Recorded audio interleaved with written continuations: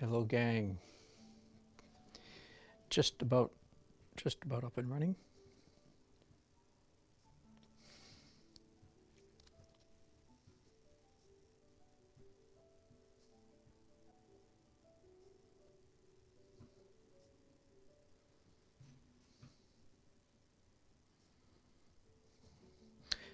Almost. Thanks for joining me again today. There we go. We have all our monitors now. Quick explanation to you Facebook people. Evidently we're having trouble keeping a Facebook stream. I think our internet, I'm on a hotspot, whatever you call it. I'm not going through my normal network. So I'm not sure why the connectivity is so bad. If you want to watch a good thread, a good stream, good strong stream, then just go on over to YouTube and look for Dan Nelson. All right, now I'm going to do, I've got 6 portraits in operation. I wish that I had a timer. It'd be really fun to have a timer here that would go off every 10 minutes. I think that's what it would take for me to stay, so to speak, on schedule. I'm going to start with this one. However, I'll move you so you can see both. And on these small, don't tell anybody, I'll deny it, I promise. But on these small portraits, like I do at my weddings, I sometimes use a pencil. All right, so I'm seeing this with fresh eyes, and I already see a number of things just by looking at it in the last several minutes. I see a number of things. More roundness in her forehead. This eyebrow tiny bit higher. This eyebrow is okay, but the eye needs to be higher. Boy, that's a big mistake. Understand, I'm not really embarrassed. That's just all part of the business. The nose, or the arch of the nose, I think is okay. A little bit more of a nostril.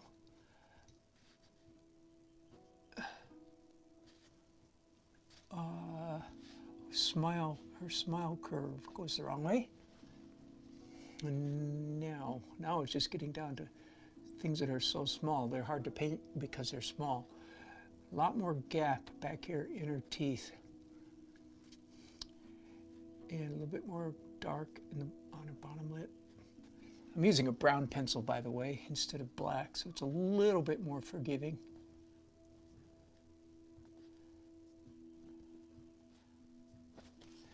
And I think that's about it. So I'm just going to pick up a small brush. Oh, rats! All my flesh tones that were pre-mixed here on my on my palette have all gone dry on me. Wouldn't you know? That happens, doesn't it?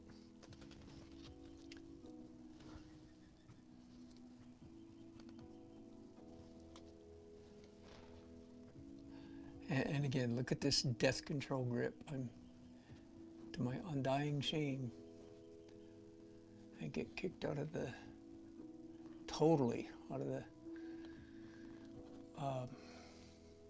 John Singer Sargent Good Boy Club. As if I was ever in that Good Boy Club, right? As if in my wilder dreams. Trim her eyelashes there, her eye, her eyelashes, and trim her eyebrow. Now, the biggest change here is I need to raise up her eye, her right eye just needs to be higher. And how come I can see that now and I couldn't see it earlier? Well, that's really actually very easy to explain. After staring at any piece of work for just a few minutes, you cease to be able, that's awkward syntax, isn't it? You cease, your ability to see it objectively is greatly diminished.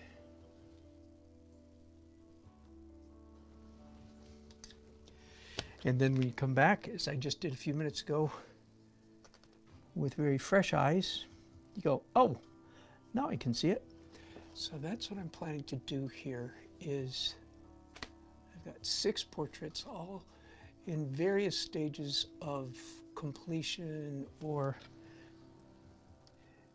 perfection, perhaps one could say, various stages of accuracy. She really needs an eyelid. There we go.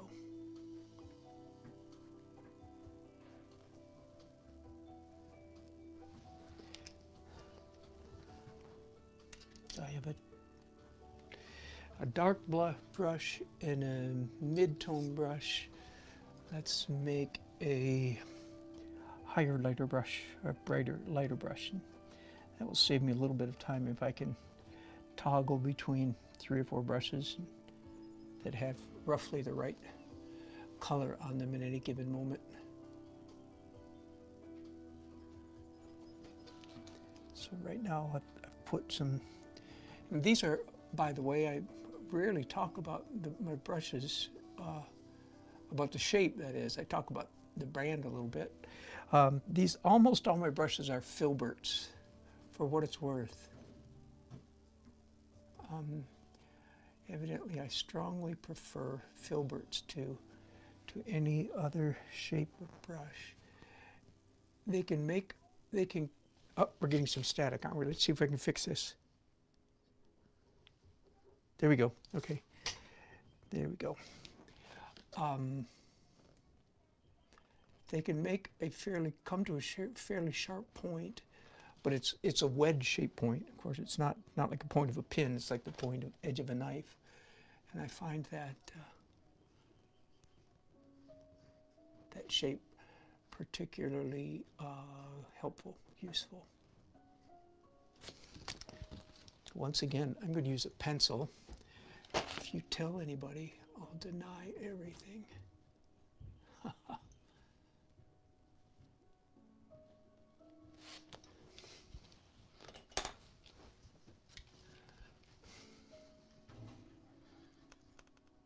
And need to carve off a little off the top of his eyebrow. It's funny how when you see a mistake, it's so easy to see it, and I wonder, how did I miss that earlier?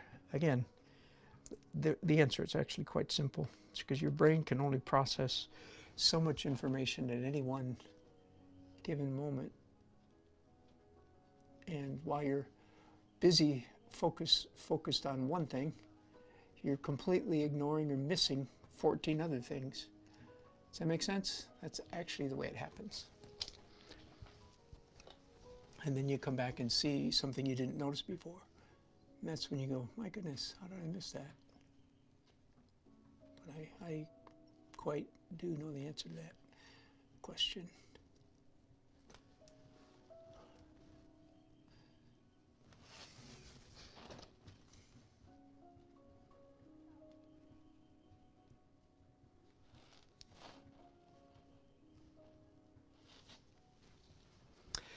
And I didn't think I would have to do this, but indeed I do. I'm going to have to pull out the sable brushes, not that one.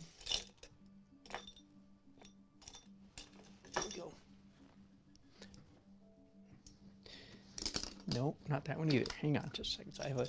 I have a jar of small brushes here. Whoops, that brush is no good. It has died. Too bad. There we go. There's what I'm looking for. I'm looking for I have several Winsor Newton Series 7s in that jar. And that's what I needed to find. All right, so why I needed that is I absolutely have to get the far edge of her top lip, which turns up, and I just can't possibly get it with that larger brush, with a bristle brush. I much prefer to paint with a bristle as much as possible, but it's not always possible. When the portrait is this size, you just can't do everything with a bristle brush because it's just so small.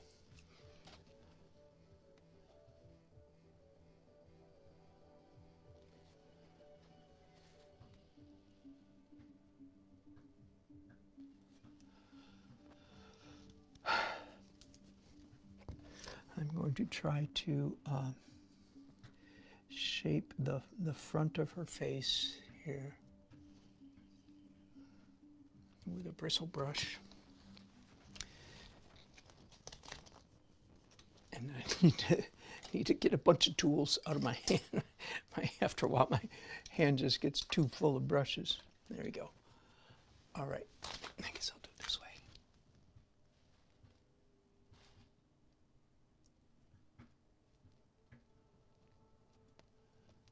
All right, that does it. I'm going to do the dreadful Superman X-ray glasses, which couldn't be further from the truth. If I was Superman, I wouldn't need these glasses at all. But I'm going to put on 2 pairs of glasses at the same time.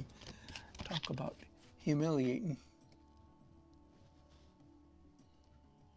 I've got to see exactly what I'm doing. So this is just about the absolute ultimate in craziness, isn't it? Hyper control, freak painting.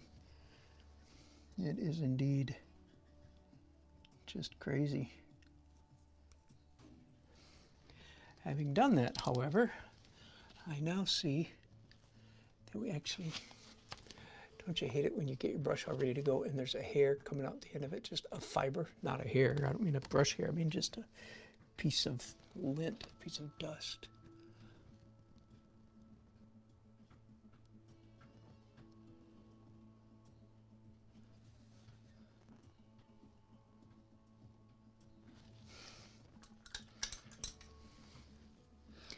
You know what's the real danger about beginning?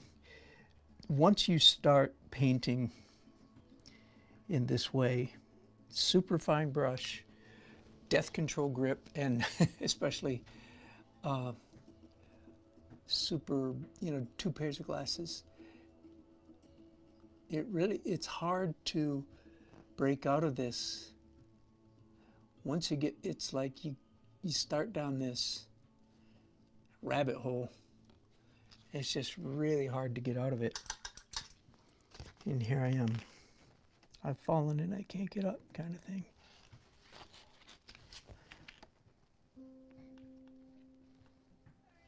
But I promise I will get out of it in a minute. I have to get her top lip shaped the right way. So I'm shaping, of course, the edge of her face by painting, negative painting, right? By painting up to it, by painting the background in carving. Now I'm using a bristle brush, again, in quite a death control grip.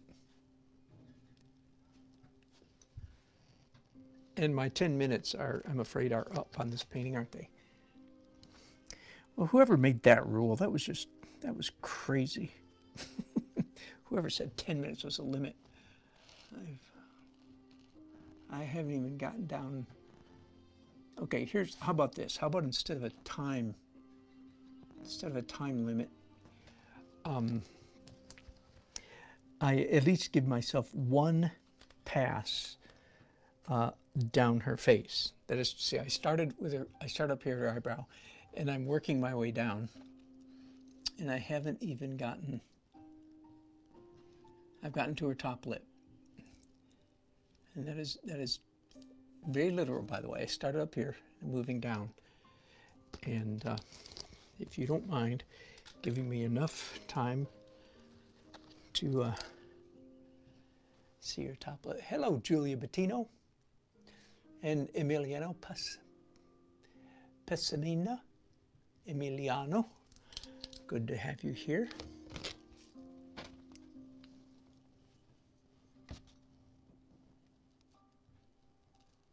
and back up at her forehead because I'm removing some of that that dark artificial outline. It doesn't need to be there. Of course, same thing on her nose. We do not want that black outline. You can truly, you can insert outlines into realism paintings sometimes, to a degree and in certain places. But then in a way, the trick is knowing when and where to incorporate those outlines. On the bridge of her nose was certainly not the right place. I'm going to pick up my brown pencil one more time.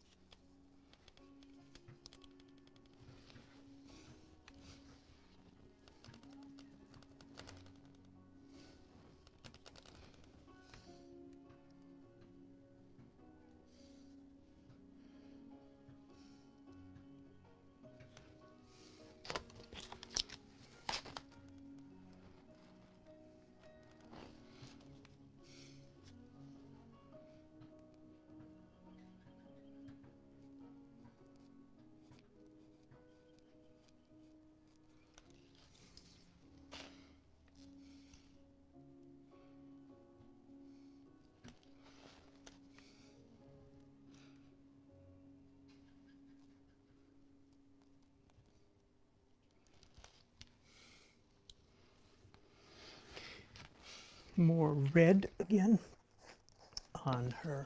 I believe this is my red brush. Yeah, it is. It had turned quite brown in the interim. I had evidently dipped it into some very brown paint.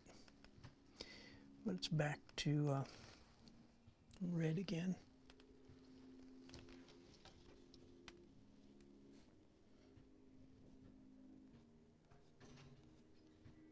Yeah, that's a nice color. It is a nice color, but now I need back to the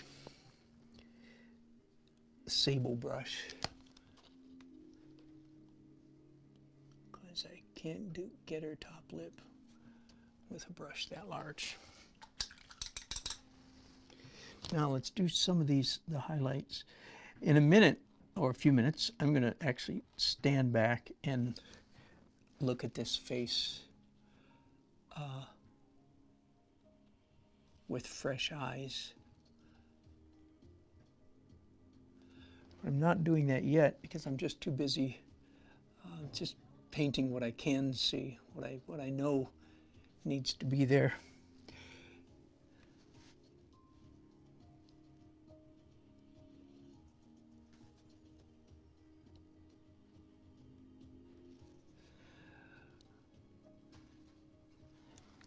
Lovely young lady.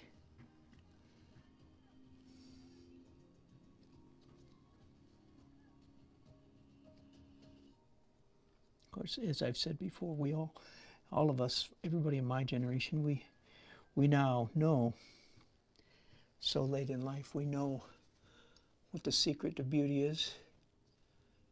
It's very simple. Just be born 40 years later. That's all there is to it.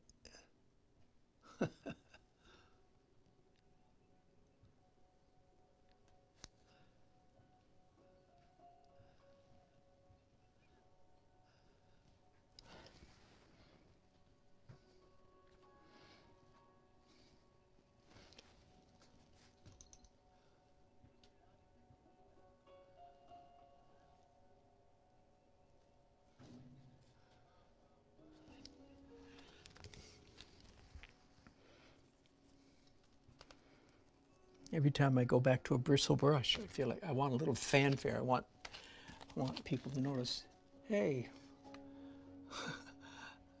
please notice I'm not using a sable brush, but I am doing this death control grip, so it kind of mutes the point, doesn't it?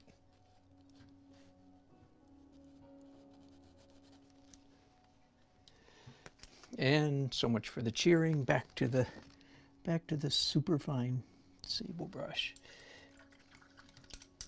Some of you, if you're not an artist and you're watching, you're not understanding what. I don't get it. Why should we cheer? Okay, in the art world, generally speaking, except for those people who are just doing hyper realistic stuff, they are kind of off in their own world doing, and it's okay, but they are off in their own world doing their own thing. The rest of us, the real artists, poo-poo this notion of using tiny, tiny, tiny brushes and holding them in this manner and wearing 2 pairs of glasses. Everything I'm doing right now is like will get me kicked out of the good boy art club. Does that make sense? So that's why.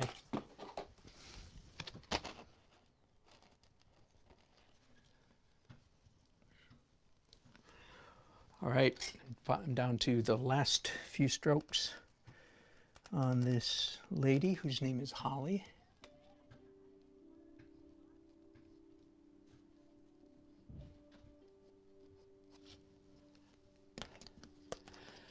And then without too much reflection, I will just put her aside and look forward to coming back when I have fresh eyes. Let me take my crazy glasses off now and look at that. Say, close, close. If it sounds like I'm saying close but no cigar, yeah, that is what I'm saying. Close, not perfect.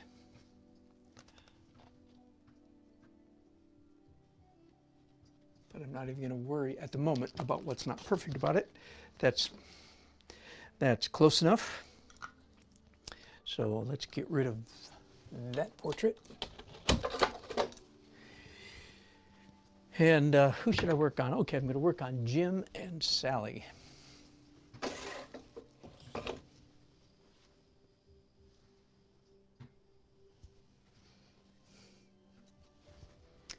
And I guess I'll do some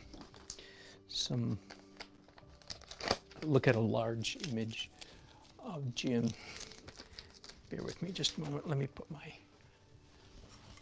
this yardstick is clamped up here to help, as you can see, to help me hold my reference photos.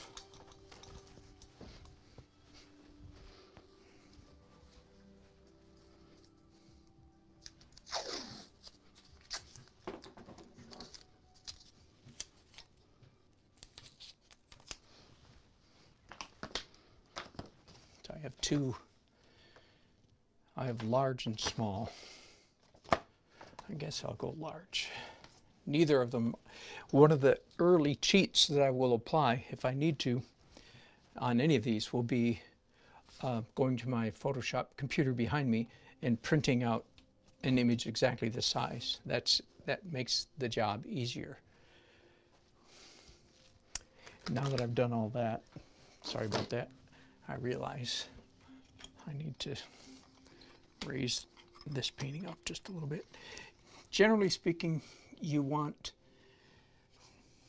the painting to be pointing right at your nose. You don't want to be looking down or looking up at your canvas. You want it right at eye level, whether you're standing or sitting, right? So adjust your painting. That's why they make easels. Adjust your painting so that, okay, so that's actually still a tiny bit low for Jim,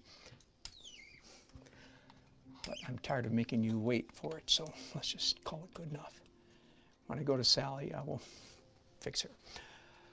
All right, let me pause here a minute. First of all, the colors are too muted here. Well, but they're too hot over here, so I'm not sure. Let me just start though, since I have fresh eyes, do the same thing. I now see that the curve of his forehead is not right. It both curves out more and in more.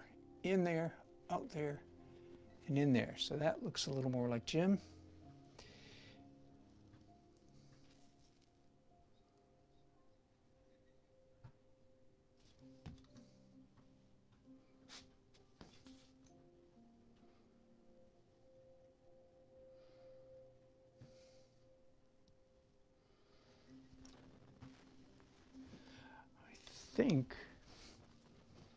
I think the placement of his eyes, I think, is acceptable. Needs a little bit of an eyeball right there.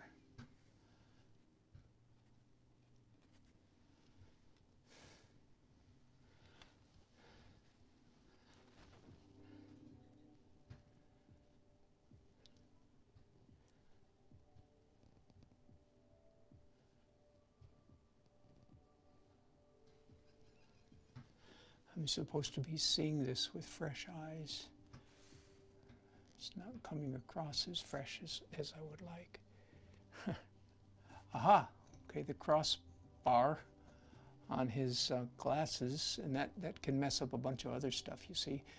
This is one of the things I believe you learn early on in portraiture. Many times, hang on. Okay, good. His nose, a bit more of a curve, and it comes out to not a point, because it's definitely a rounded nose, but it sticks out a little bit further. That's better. That's better. There we go. And his nostril might be in the right place, but it's completely misdrawn. It's a big black curve, and it's actually almost invisible. Ah, here we go. Here we go. Here's my first serious correction. His mouth needs to move up. So there we go. That's one of those, about an eighth, less than an eighth of an inch. And if that sounds like a little bit to you, that's just because you haven't done much or any portraiture. Eighth of an inch it is a small amount. That's how exacting capturing a likeness is. It's millimeters or microns even. Okay, and then, yeah, there we go. Then his chin cuts in a little more. Once again, this using a pencil really is a, I always think if some young art student is watching me. Okay, YouTube, you guys, nobody's leaving a chat yet, so that makes me a little nervous. You can hear me, right? Somebody on YouTube, please just say hi or say I'm watching, something like that. A little crease right there.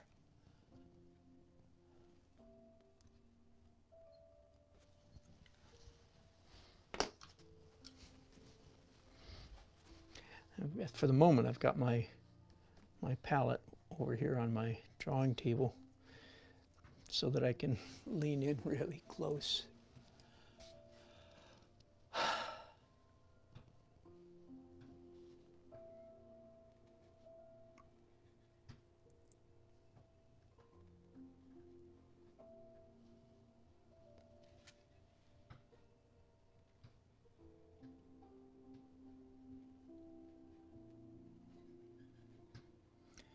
I met my friend Wright, who is their son, who I am also doing a portrait of him.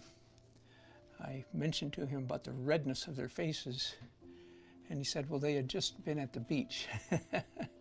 so the redness of their faces is part of the memory that I'm painting here.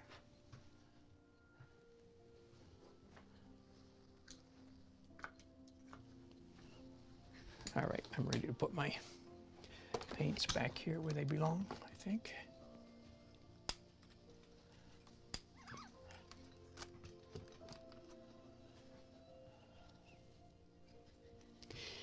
All right, before I go any further, let's back up and paint some of the background. So it's a pale green. It isn't necessarily going to stay a pale green, but just for purposes of capturing a likeness, I just have a sort of easy to ignore background. Green, I don't think is a favorite color. It's not a favorite color for a background of a portrait, but I'm not too worried about it yet. I'll work that out. The very last thing.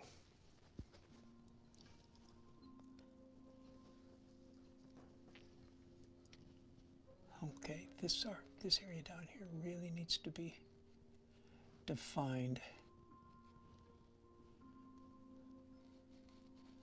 So I can start seeing if it's looking like Dr. Jim.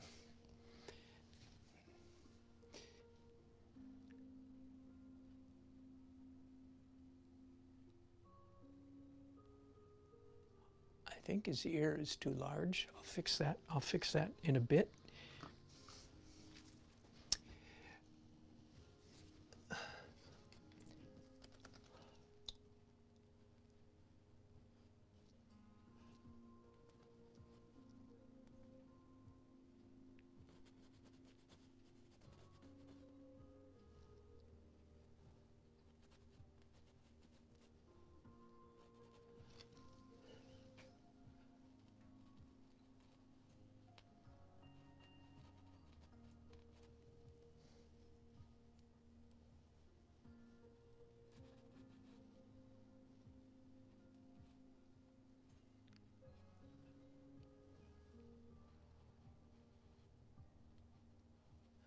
Here's another tip you can use when you're doing portraits. Right now I have a light, in fact I don't like it very much, let me change it. I have a light tan. Again, the color is not the issue, the issue is the value. I have a light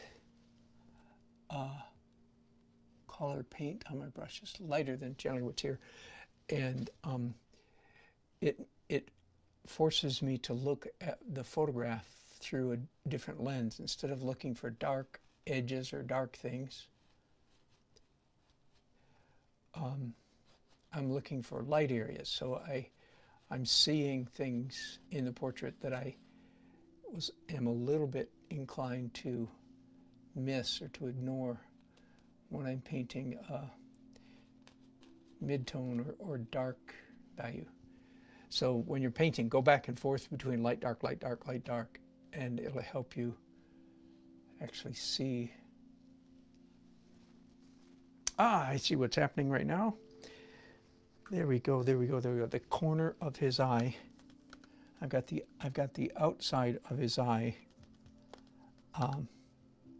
turning up too high. All right, now let me give you a quick reminder. Sorry, I didn't move your camera there. All right.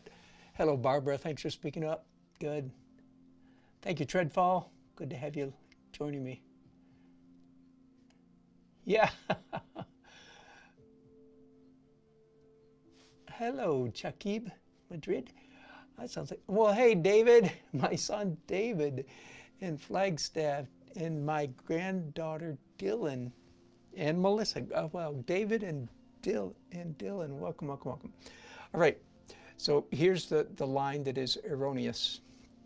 Once again, once you see it, you go, oh, that's so dumb, what was I thinking? But the answer is, honestly, I'm not really beating myself up, you know, I'm trying to explain. You kind of feel that way a little bit, but no, the answer is I was focused on other things, completely focused on other things. So this corner of his eye needs to come down quite a bit, like down to there. And again, there may be geniuses. I know there are people that are much better than I am at this. There may be some geniuses somewhere who can see everything all at once. But I'm just being generous right now. Honestly, I don't think there is such a thing. There are people who are better at seeing more and more quickly, but I don't think they honestly see everything. Bring out some light. All right, I was going to say a real practical how to paint portraits class. Now this is repeat, so you regulars have heard this over and over again. Now this pertains to everything, not just portraits, but of course portraits are the most demanding thing because all human beings are very, very good, intuitively good, naturally from birth, good at spotting not only faces but likenesses, right? That the difference between all the faces in our whole life, the real differences are minuscule, and yet we can see the difference between millions of different faces. We rarely get confused. We forget people's names, but we don't think that they're, we don't, we see them as a different face. So that's an amazing capability. So when you are painting, all those of you who, I know it's not all of you, but when you're doing a portrait, your inner talk, your inner language, the words that are going on inside your head are not this. You don't say anatomical parts, generally speaking. You don't say nose, ear, eye, mouth, chin, mouth, lip, teeth. You don't say any of those words.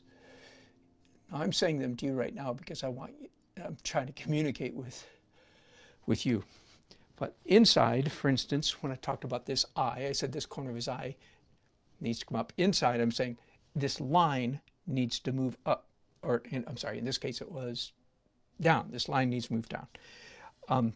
That is the kind of language that goes on inside your mind when you're doing a portrait. Now let me tell you the very worst kind of language that could, and this really will keep you from being able to do portraiture. If this is the inner talk, if this is the language that's in your head, then you're not a portrait painter at all. You might be one someday, but right now you're miles from it. If the inner talk is stuff like, well, I don't know, something's wrong with his mouth, nose, ear, chin, eye, you fill in the blank, something's a little wrong. I think it needs to be a little fuller, or something like that, like fuller, and that's sort of word picture language, analogous language. Instead, an artist says things like, this line, this point, this curve, this mark needs to move north, south, east, or west, or some fraction thereof. Up, down, left, right. That's the kind of inner talk that is going on inside the mind of a portrait painter. You don't say, I think the chin needs to be a little fuller, or even chin needs to be longer. No, that's not the right language. Why not? Well, because as soon as you, being a human being, as soon as you say the word chin, say, a picture, an image, an impression comes up from all of your life. You've used the word chin to refer to, this part of your anatomy or somebody else's anatomy. And so you have a picture in your mind of what a chin is, and that's what messes you up. See, as soon as you say the word chin, the picture in your mind rises up, slaps you in the head, so to speak, and makes it impossible for you to literally see the real chin that's in front of you. Instead of seeing the chin in front of you, the nose is even a better example. If you say, well, I think the nose needs to be a little, and again, I know I'm saying nose because I'm communicating with you people, but my inner artist person is not saying nose. The inner artist person is saying this line, this curve, this point, this intersection, whatever it may be, needs to move north, south, east, west, needs to move. Because we're painting on a two-dimensional surface, always. Now, if you're a sculptor, that's a completely different story. If you're a sculptor, you can say this cheek needs to be rounder because that makes sense. But this is not a round surface, right? So I'll get off it now, but that's just a quick tip. If you're early in your art journey and you're still using anatomical verbiage, then trust me, you are early in your journey, and the quicker you can get rid of that kind of terminology, the better you'll be. I wish I had a handle for this, but there's a hair or something on Jim's. Now, I don't do this to every mark on my. I allow usually quite a lot of texture, natural texture, to remain on my camp, but that one right there was bothering me. So I've smoothed it off, and now, as you can see, I've got a little bit of a repair job to do there.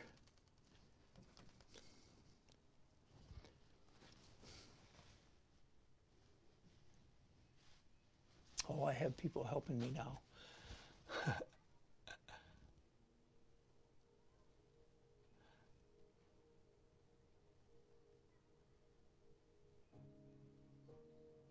Uncle says his bottom lip needs to be about 1/16 of an inch thinner. Oh, yeah. I hate to sound like something. I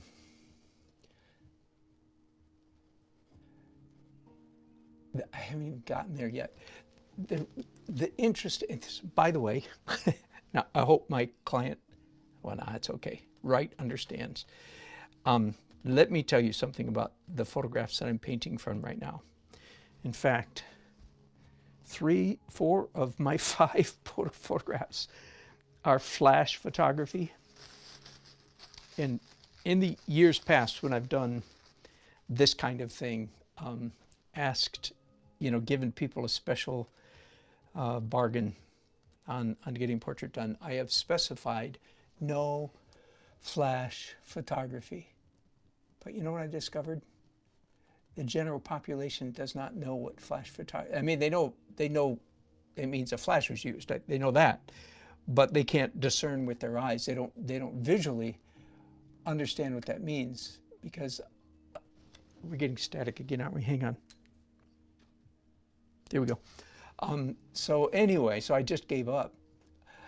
So I have this unenviable position.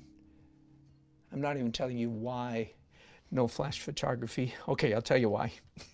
I'll tell you why now. Well, because it's completely unnatural. Now, thankfully, and also if there's any snob factor at all, it would be no self-respecting portrait painter would ever do a portrait from a flash photograph. That is true. So there you now have it. I am not a self-respecting. No, I asked for trouble when I made the announcement a couple weeks ago, didn't I? I said, send me a photograph and I'll do a portrait. I had, in other words, I've long since given up my dream of doing portraits from non-flash photographs. So this is a flash photograph. What it means is very bad things happen, like the leading edge of Jim's lip down here. So, Uncle, in a sense, I'm answering a question. The leading edge of this lip is, in fact, in flash.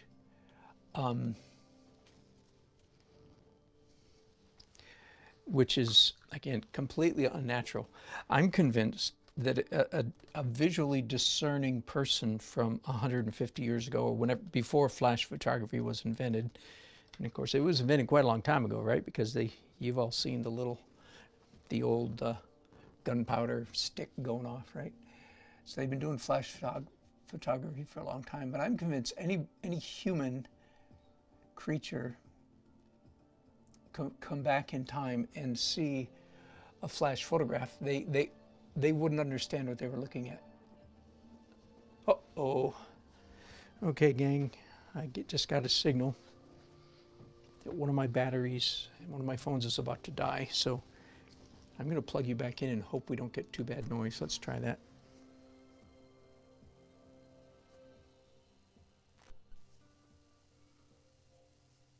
I think it's all right.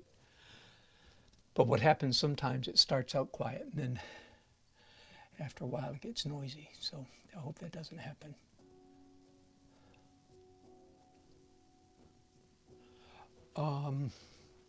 Okay, here's a mild cheat, very, very mild cheat.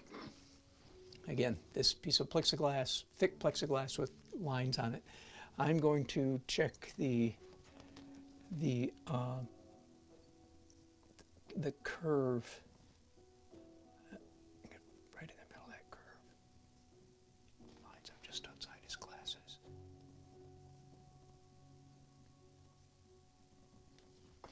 Well, according to that, it's correct, but I think the mistake might be if there's a mistake. Yeah, there is. I see it now. How could I miss that? I say to myself. This curve, this right here, drops down too quickly. It's supposed to, so here's my inner talk. This line right here needs to move to the left about 1/8 of an inch. Not quite 1/8 of an inch. Right? Does that make sense? You don't say, his smile line, he doesn't look like he's smiling enough, or something like that. You don't, that kind of verbiage, again, is not only not helpful, it's actually harmful to your attempts to capture a likeness. You do not name anatomical parts, and you don't use a word picture language. You say literal. This mark needs to move to the north, south, east, or west, so to speak, using word picture language.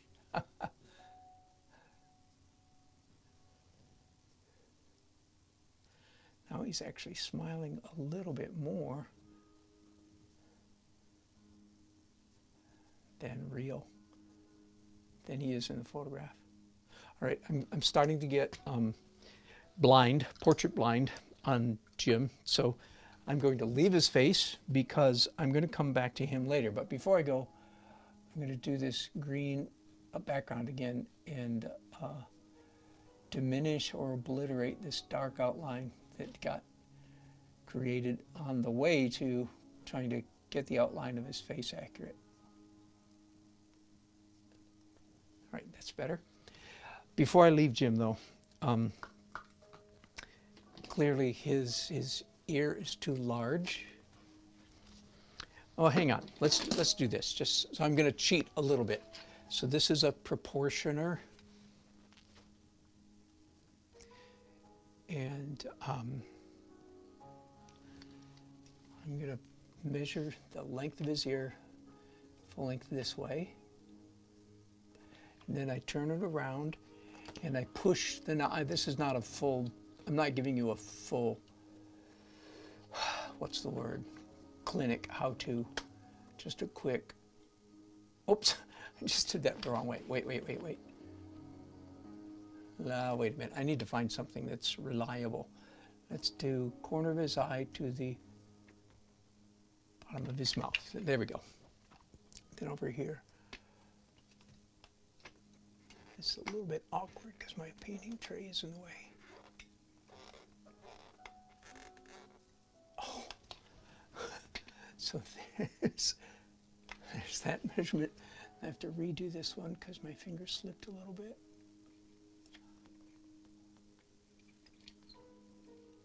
Corner of eye to bottom of mouth. Oh, this is crazy. Now I need to move this paint tray. I really do. I couldn't do it. All right, there. So my tool is set now. So now I put the large side over here. His ear's that big. Let's compare it to this. Ooh, yeah, okay, good. My eyes were not deceiving me. Now I'm using a much simpler cheat. The bottom of his ear. Okay, let me explain this. I've done it before, but let me explain this real quickly. And while I'm at it, let me close my blinds so we're not getting strange light streaks coming across my painting. All right, very simple tool. The key element, well, it's thick, that's so I can grab it. And I just did lines, horizontal. Because they're both horizontal and vertical lines, my brain can very easily determine a perfect horizontality or perfect verticality.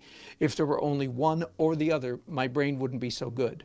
But our brain is quite good, like, and the best illustration is when you're getting, you or your wife or your significant other, you're straightening out a painting on the wall. You with me? That task? You can see it, man, you can see it. You can see a 1/16 of an inch off on a fairly large painting. Anyway, so that's why this works. All right, so let's check the bottom of his ear.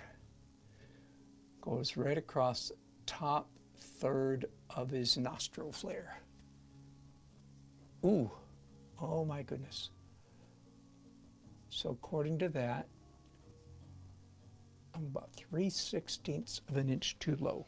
Did you like that? I'm talking like a carpenter now. So this line is supposed to come not quite 1/4 of an inch, but about there. And then everything else up inside there adjusts accordingly. I probably don't have to redo the top of the ear though, I'm guessing. A little bit of it I do. Always looking for an escape hatch, aren't we? Oh, please say that I don't, please say that I don't have to repaint his entire ear.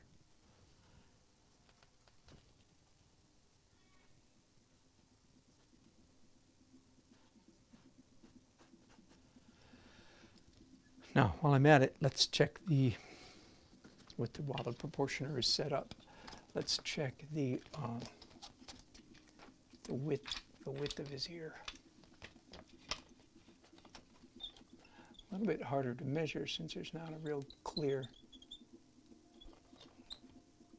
vertical mark on the front of his ear, but close enough. Oh my. It's too big that way too. All right, while I'm at it, let's see how I'm doing edge of his glasses to the front of his ear. It's supposed to be that far. Okay, that's right on. Now let's do edge of his glasses to the back of his ear.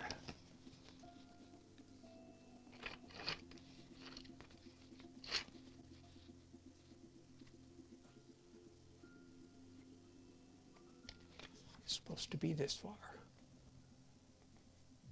No. I do have to repaint his entire ear. Oh, ouch. It's a good thing I got nothing better to do this afternoon, eh?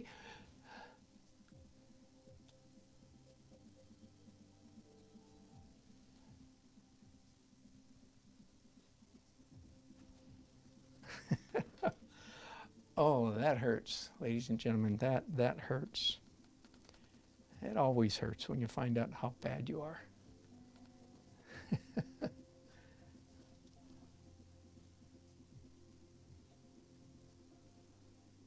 The front of his ear was in the right place. That's encouraging. A little bit of good news. I have to come up with a gray to indicate the his hair to move his ear, right?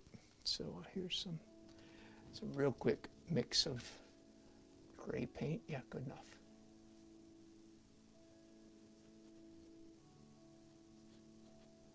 Now I suspect if his ear has to move that much, that I've also got his hair wrong and the back of his head wrong and probably the back of his neck. In fact, I think I can see that already.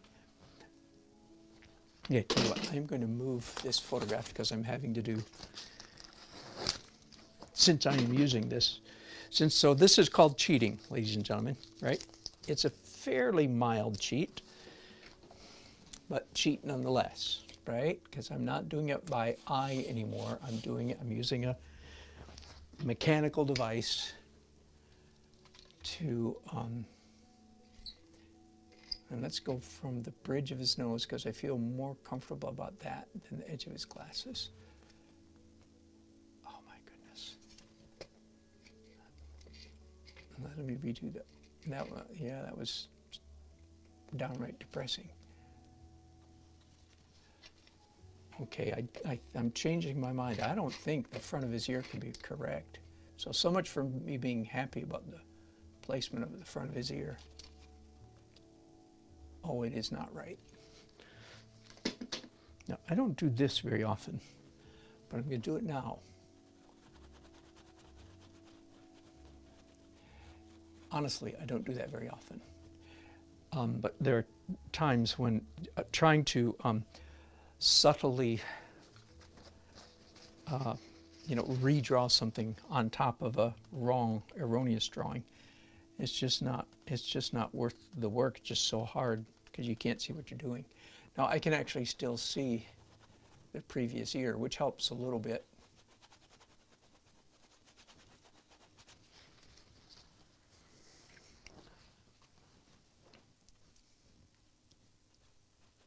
Once again, so that's a little bit embarrassing.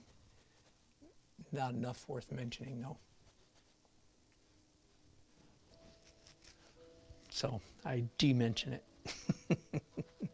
I take that mention of embarrassment back, snatch it right back out of the Ethernet. Okay, so since it's come to this, the edge of the bridge of his nose, and I'm just going to use horrible pencil lines. That's pretty drastic. Do you follow me? That is pretty drastic. There's the back of his ear. I do have one little strange consolation. It's not much, but it's a little bit. And that is that this is not my normal mistake. So maybe normally my more typical mistake is I make this span too narrow. In this case, I've made it too wide. In fact, I know when I made this mistake, it was yesterday, or no, day before yesterday, when I moved his head. I moved everything to the left, and it turns out that was an erroneous movement. So for a minute there, I was seeing with bad eyes. Okay, this is from the tip of his nose to the back of his neck. So wow, there's the back of his neck. Whew. Now that's an embarrassing offness. Boy, that's off by far. And there I said it again, but the embarrassing word came up.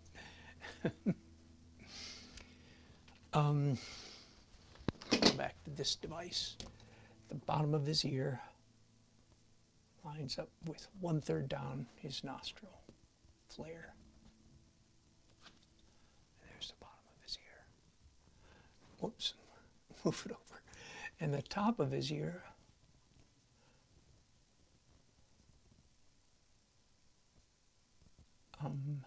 doesn't line up with anything. That's not true, actually.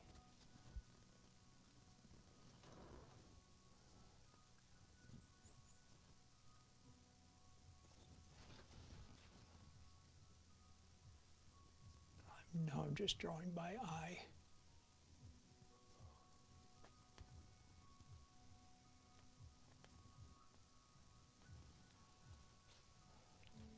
Now this kind of thing, this kind of offness, this kind of wrongness can really impact a likeness or lack thereof.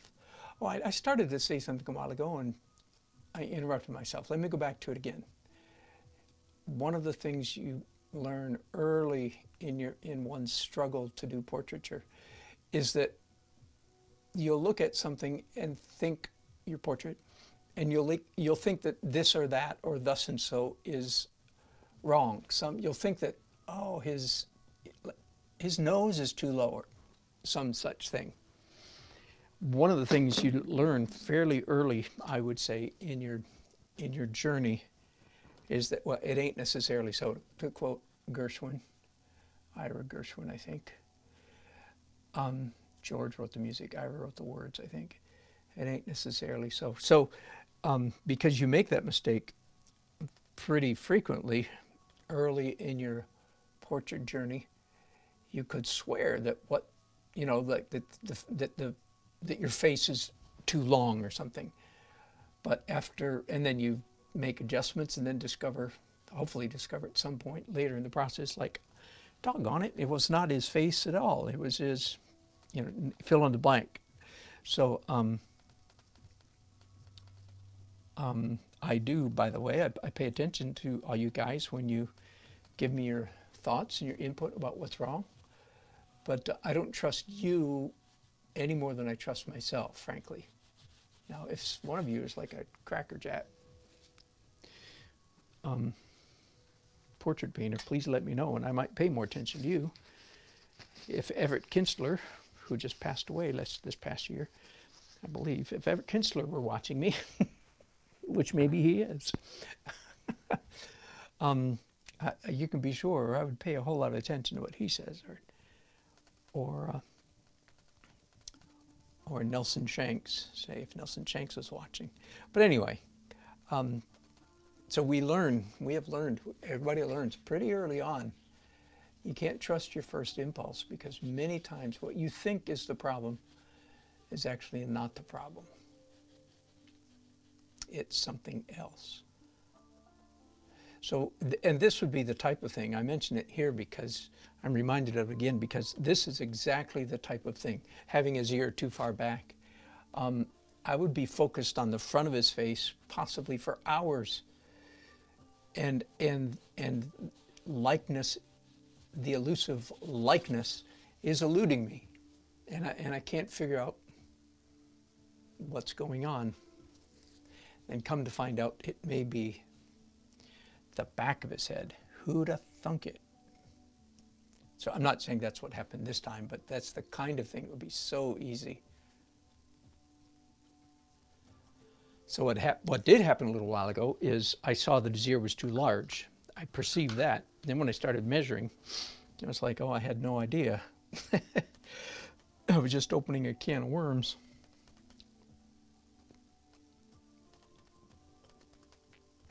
And some of my viewers over the years have said, as when they watch my struggling, flailing away to be a decent portrait painter, again, and you all know it's not I'm not making excuses for myself. I am as good as I am, and I'm as bad as I am as well. If it was my full-time job, which maybe someday it will be, I doubt it, but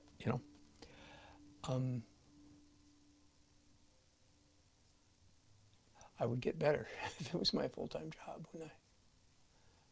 And it's part of the reason why I launched this, what I'm calling a coronavirus special.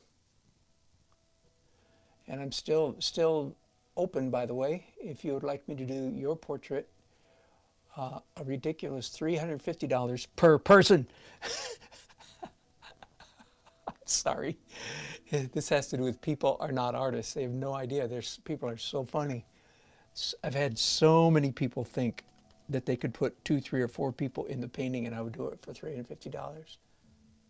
Well, obviously obviously they're not an artist, but no shame there.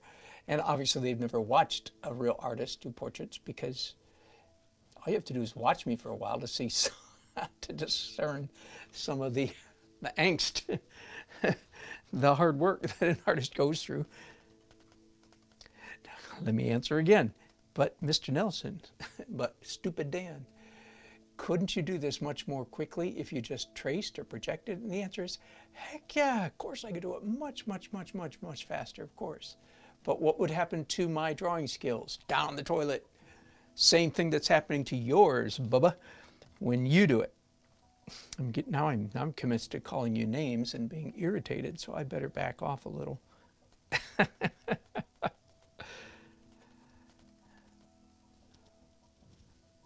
And yes, most of the great masters through history did cheat, of course.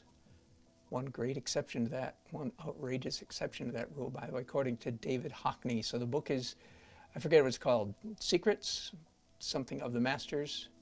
David Hockney, fascinating read. Came out about 15 years ago, or maybe more now. I read it years ago.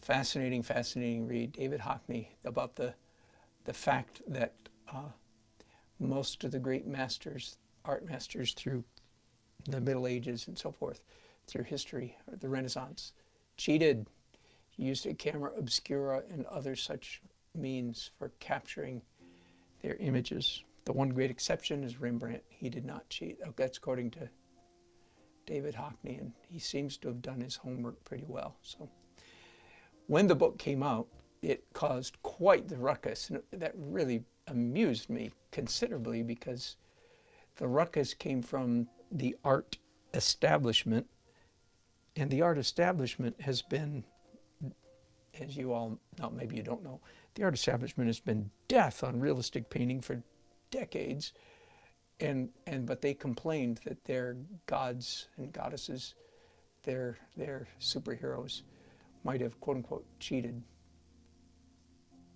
Now, if you're a new viewer, refrain. If you can do whatever you want, but believe me, we've already had many people protest about it's not cheating. Nah, just save your breath. You're right if you don't want to call it cheating, but then you got to call it something else. And my point is, it's legal, but your skills deteriorate if you do it. That's my point. All right. And there are times when you don't have any choice. If you've got to have a perfect portrait done mañana, that was my job, that was my life as an illustrator for many years. It had to be done, it had to be done perfect, it had to be done tomorrow. So of course I cheated. What do you think? That's what illustrators do. And then part of the trick is being good at cheating, which is another set of skills altogether. Somebody's saying goodbye to us, and I haven't even said hi to him, I think. Barbara, bye. Oh, uncles, bye-bye. Oh, what fun.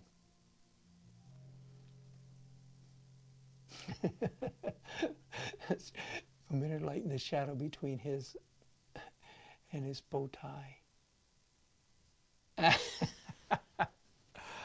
You're right. Oh, and yes, you're absolutely correct there. You may be already gone, Uncle. I don't know. Sorry about that. Yes, right here. In fact, that's a part of his anatomy. I haven't even gotten that far yet. I worked at the top and didn't even get all the way down. But yes, you are correct. And here's where, again, whoops, that was a bad stroke. The light reflecting on his wattle, forgive me, the flash lighting coming off his double chin is so unnatural, but I really have no choice. If I want to achieve a likeness, I really cannot. I've tried in the past, taking the picture in front of me and inventing lighting, if you know what I mean, trying to guesstimate, well, what would it look like if the light were coming from the upper left or so on. And it's always been a disaster for me. Maybe somebody else can do it, but I certainly can't. I'm pretty much stuck with what I'm looking at. And so is almost everybody else, everybody I can imagine.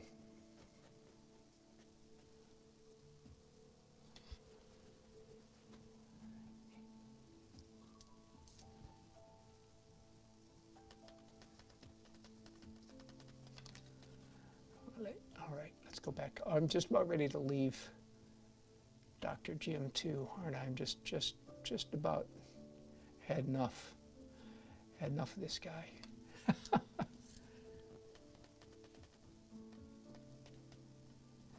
Dr. Jim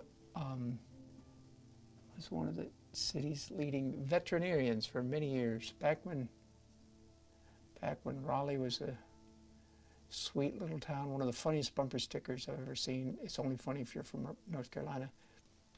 And I saw it decades ago, shortly after we moved to Raleigh. It said, Raleigh, where Barney goes to party. Another Barney of Andy Mayberry fame. And that was so funny. So it was so true in many respects. But Raleigh was this kind of a sleepy little southern town with a belt line, and all the rich people lived inside the belt line, and everybody else lived outside. That's still true to a large extent, but less true than it used to be.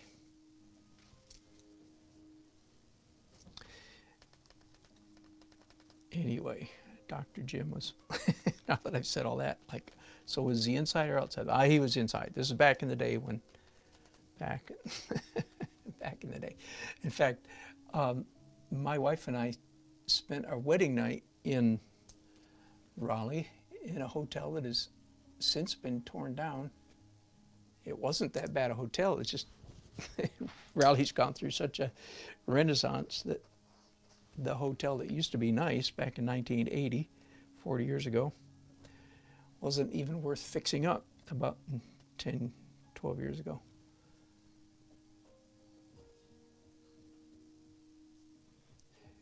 Anyway, the point was, I was going to make a point about the fact,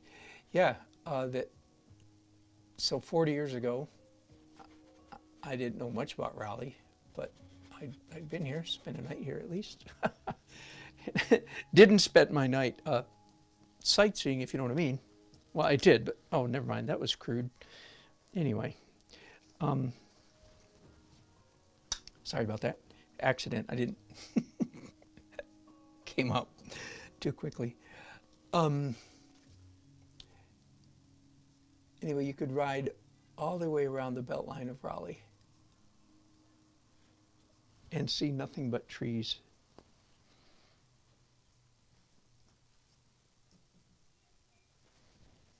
No, that was not that was a big build-up to saying not much of anything, wasn't it?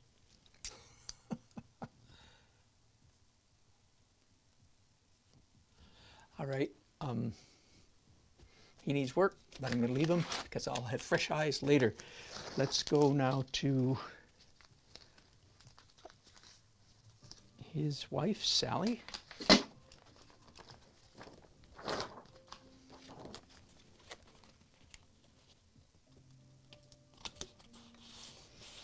Let's see how I feel about her now. Okay, lit too high, but let's start at the top and work down, shall we? And I'm going to do the same trick I did a while ago. Rather crude, but it works. Let's start at the forehead. That looks correct. A little bit more of an outside curve there. Yeah, this mark is right. That one is erroneous. A bit more eyelashes there. All right. Oh, then yeah, more of a. Wait.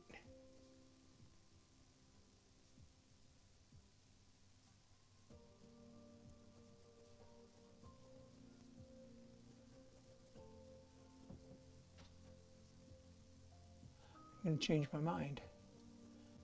The lower mark is correct. The upper one is wrong. How about that?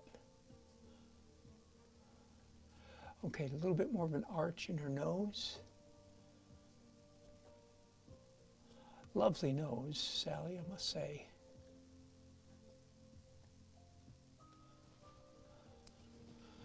And then the flare nostril comes down considerably. Got a little bit too high. This does already, by the way, I have quite a good likeness, in my opinion. I know Sally, and this definitely looks like her. So I don't want to lose that. I've done that before, by the way. top lip is a little too full. Now, all her smile lines here are just all too pronounced, that's all, because they were just done really, really quickly. I'm afraid I won't be able to see these marks I'm making.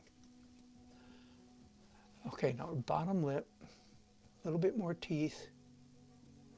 Bottom lip is almost perfectly straight across, and the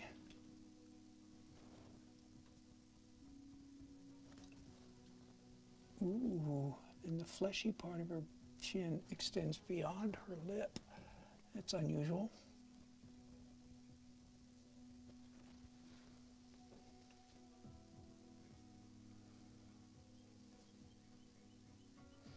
Now, let's look at this eye. Yeah, I'm afraid, see?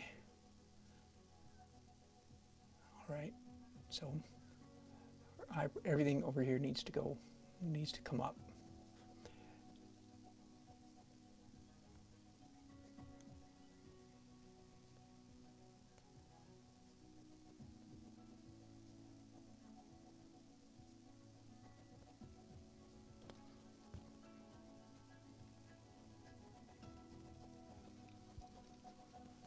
I believe that's more accurate now.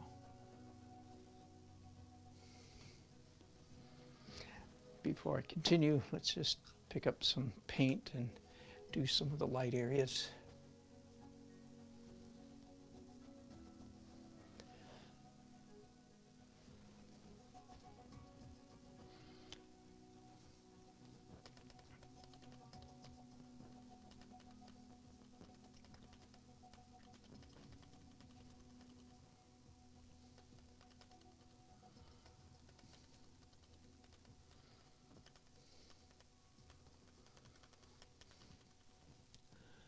All right, so I finally decided the upper mark was the accurate one over here, didn't I? The forehead comes out a little bit more right there.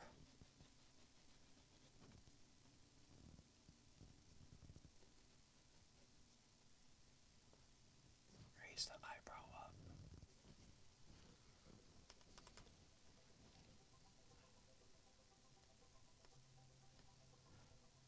On these portraits, my colors seem to be mostly toggling between, of course, titanium white, yellow ochre, oxide red, and scarlet lake. Just, again, that's not for you to take notes on, that's just for curiosity's sake. Oxide red, yellow ochre, scarlet lake. Scarlet lake is a warm, that is tending toward orange, red.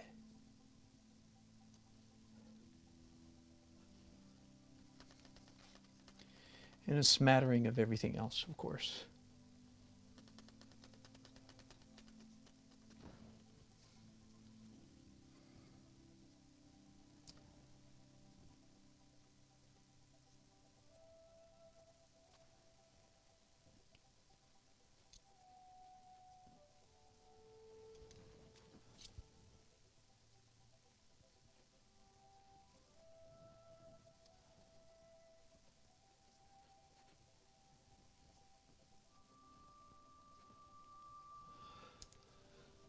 Okay, I have to do two things really quickly because that's just going to drive me crazy.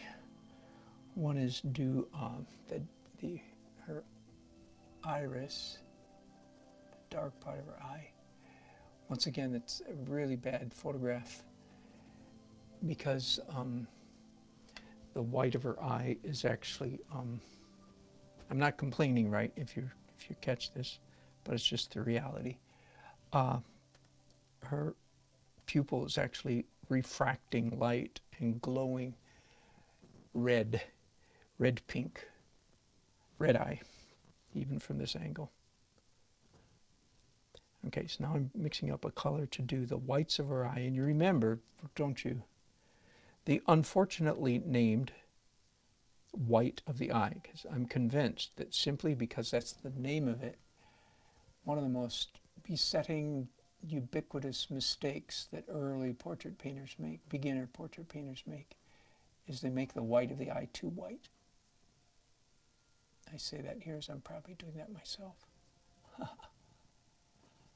No, it's not too white, but the edges of it are too crisp, so we'll come back and fix that in just a jiffy. Yeah.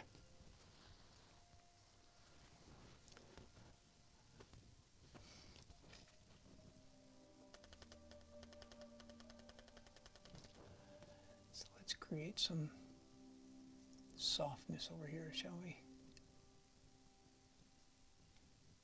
That indeed is one of the biggest dangers of picking up one of those nasty little sable brushes.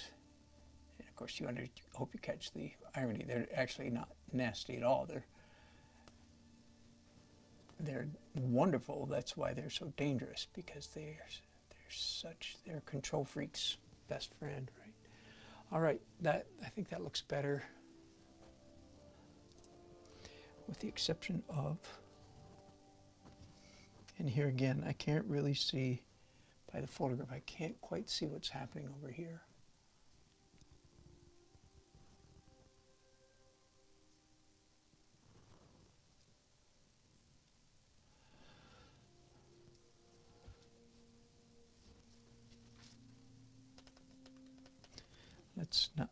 With a pencil, I very quickly drew the curve of her nose. Now let's come in with some flesh-colored paint. Yeah, it's got quite a bit of warmth in it. So once again, dipping my brush in the Scarlet Lake. And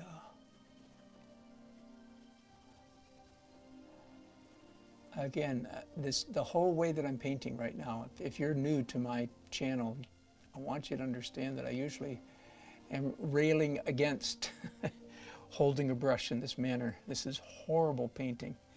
This is not good painting. No, this is good painting. Holding a brush side saddle, or holding it way back here.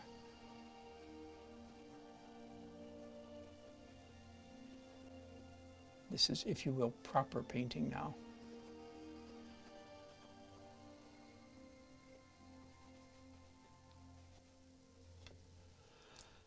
There are times, though, when you just have to cheat, hike up to that horrible death control grip and so forth. Now, I have to move this picture over a little bit, because I want to redraw the edge of her face with green, doing the background color again, and using my left hand with a death control grip. Somebody mentioned that the other day. Jane, I think it was. That is a little bit unusual. I do remember watching somebody on YouTube, how to paint kind of painter, some time ago, and he had to do an edge like this, you know, like I'm doing right here on his painting, and because he could only paint with one hand, he literally picked up the painting, turned it upside down so that he could edge it with his right hand. And I thought, poor boy. I arrogantly thought,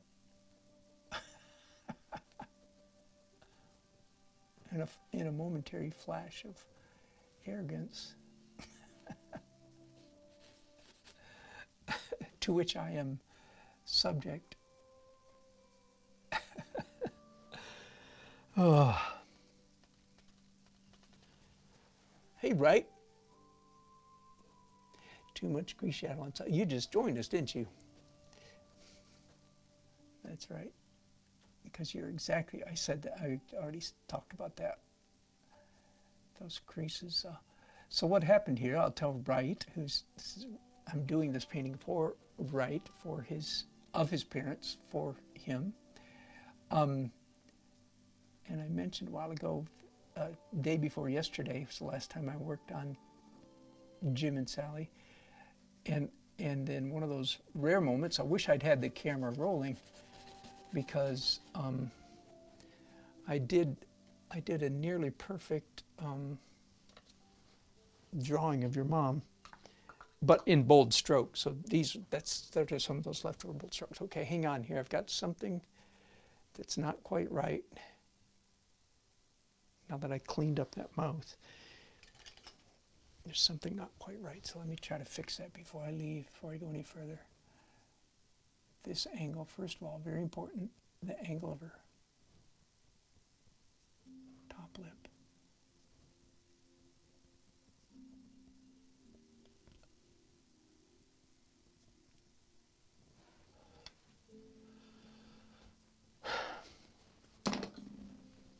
Oh, welcome, right?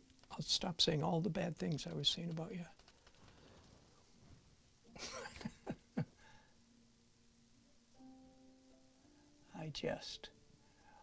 I was complaining about the fact that it's a flash photograph, but I also explained that I have given up trying to, and of course you have no, in this case, I didn't say this earlier, Wright told me this is like an old favorite photograph, snapshot, it's not a professional photograph, just a snapshot. We all have those, those pictures that caught us just right. And, but it's a flash photograph, which is not ideal. But we will work with it, won't we? Yes, we will. And so we have to work with it. Same thing with the painting of the photograph of Wright that I have. Wright, do I say your name with a northern accent, my friend? I bet you I do. You don't have much of a southern accent, but I think it's supposed to be right. No. That might be a little extreme. I might have overdone it right then. Funny story, years ago, my wife and I, when we first got married, we lived in a small town right in the middle of Texas. And I was a youth pastor in a church. And because I was fairly articulate, and because it was a small town, somebody talked me into announcing the play-by-play for the middle school football. So this is pretty low on the, on the celebrity list, right? In the stadium during the game. But anyway, everything was fun, so I just gave it a try. I tried to do everything. All right, hang on just a second. I might not come back to that story. Never mind. She's close enough for now, right? One of the things I'm trying to hold myself to is just get it close enough and then come back later and get it closer next time around when I've got fresh eyes. Anyway, so I was doing the play-by-play, and this was in Central Texas. As I used to joke and say it was. Somebody asked me, by the way, I'll come back to that. What is my favorite thing to paint? Anyway, so I would say, and so tackled at the 37-yard line, and there was a bunch of people old friends sitting right in front of me, and they would turn around and mock the way I pronounced the word line. They say, line. They were trying to over-exaggerate, the Yankee pronunciation, because in Central Texas, it was most certainly line, 37-yard line. In fact, the way a northerner like myself would spell that would be L-O-N. So if I could just keep that, so I would turn off the microphone and practice over and over again. Yard line, line, lard, yard line, lawn, yard line. And then I'd turn the mic back on after the play was over. It said, and so-and-so brought down at the 52-yard line. Yard line. And they turn around, line. So, right, that has tainted my self-image. So every time I say your name, I think of yard line. And that perhaps I should be saying right. But I don't think you're that southern, are you? Raleigh is not really south, by the way. The real south starts at the next state line. Is that right?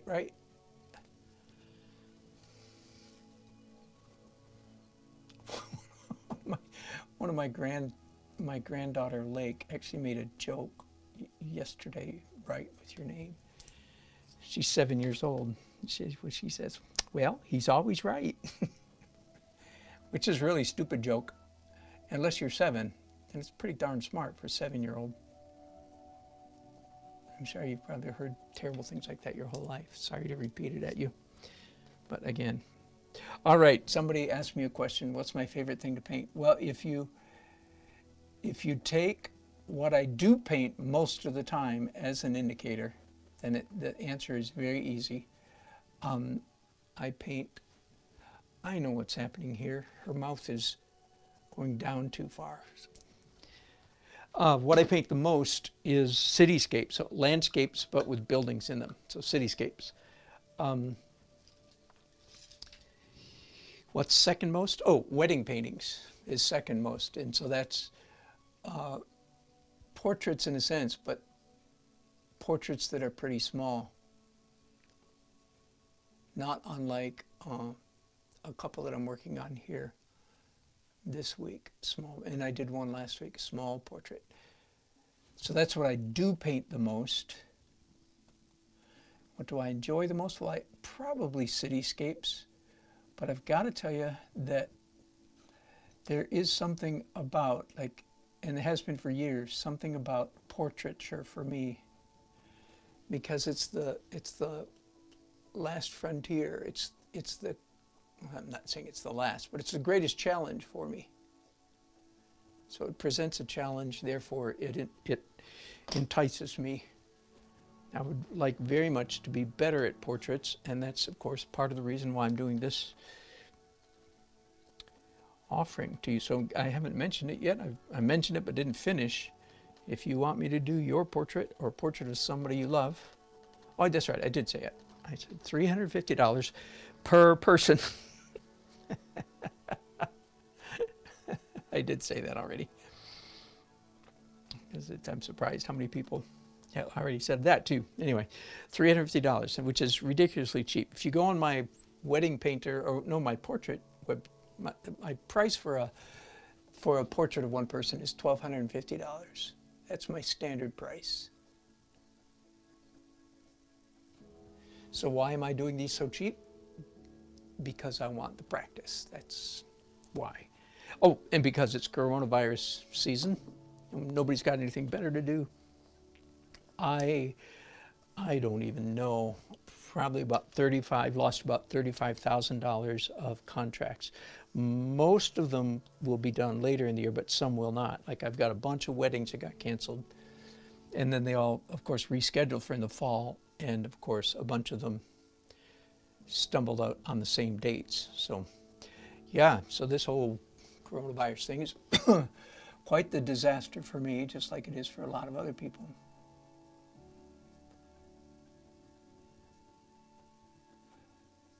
But so far, we're all healthy, so that's better, isn't it? Just that little bit, that helped quite a bit. Now let me do the red of her bottom lip again. Right, are you still there? He hasn't said anything. There you go.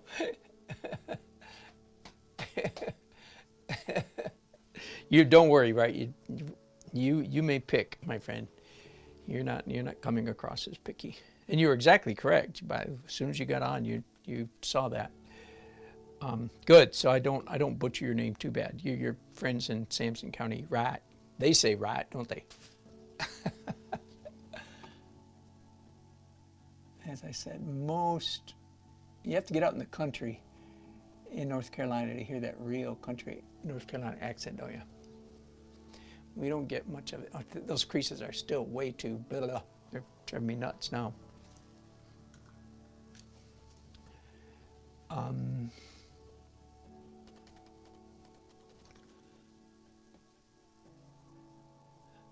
Wright's admitting that the photo reference wasn't that good, but that's what happens when you accidentally get a good.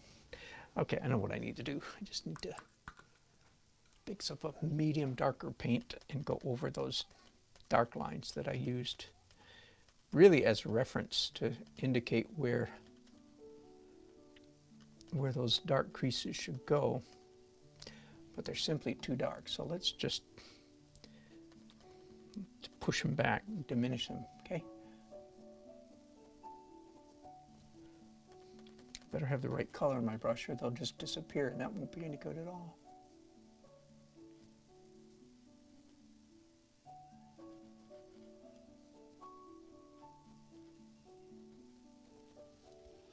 Now, if I come back in with some lighter highlights, maybe those will look all right.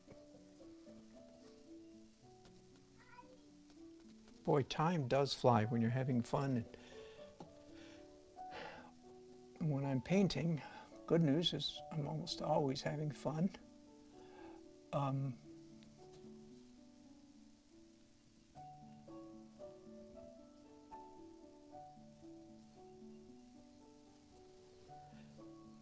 I often have to remind myself, because I really can get impatient wanting to finish a painting more quickly than I can. And I just have to remember that when hopefully these paintings will be hanging on somebody's wall literally for centuries.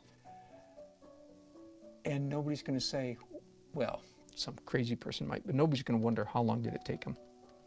Wait, did he do it quick? Did he do it in one day? Did it take him more than a day? Now they might ask that if it's a terrible photograph, if it's a terrible portrait, but we're going to try to avoid terribleness, right? So I just remind myself, okay, calm down, calm down. I had this little talk with myself several times last week. I did, again, started 5 portraits and finished 6, because I had one that was already started. Anyway, finished 6 portraits last week. I just got them all uploaded on my website today, dannelsonart.com. I always feel like I'm giving you a commercial every time I say that. Not my intention, but I do want you to know where you can find my stuff, just in case you want to know. dannelsonart.com, click on paintings, then click on portraits. The top 6 portraits in there are from last week. Anyway, at the end of the week, after having struggled, if you will, like this, just struggled like this.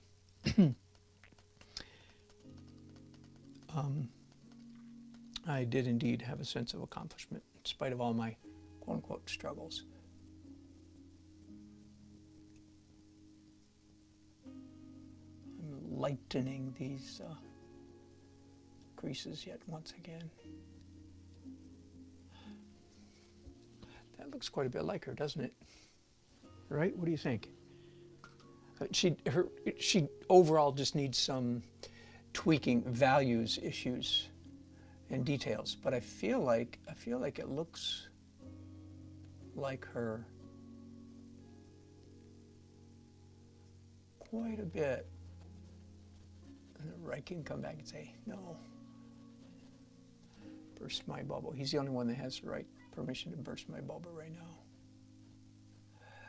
I'll say this: she's good enough for this round, for this go round, and that is again even that is I'm trying to train myself. Even while I do these portraits,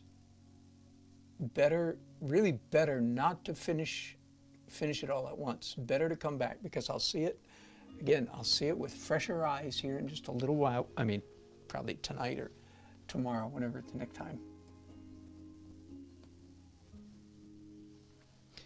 You know, there's little things like, no, her bottom lip isn't. In fact, let me fix that right now. Bottom lip is not quite right. So let's see if we can fix that here real quickly. It's because of the pencil here, by the way. It looks like there's a gap between her lip and her teeth, and there is none. She smiles with her bottom teeth right up against her teeth, and so just that little and I'm not completely happy with the color of her lips, but they're close enough for now. It's just close enough for now. I'll come back and tweak that later. Now here's something. If you're beginning if you're beginning portrait painter, a huge, surprisingly huge amount of likeness comes from the gaps in the teeth, the shape of teeth. It is part of the reason, by the way, why real portrait painters, quote unquote, don't paint. It's not because they couldn't do it, but I don't mean that. But real portrait painters don't do teethy grins, you have to get the teeth, the spaces, gaps, the whatever. I'm using the word gaps. That's too much. That's an exaggeration, especially in Sally's case. She has lovely teeth, but where the little breaks come and how large they are. Actually, her eye tooth right here. It's very distinct.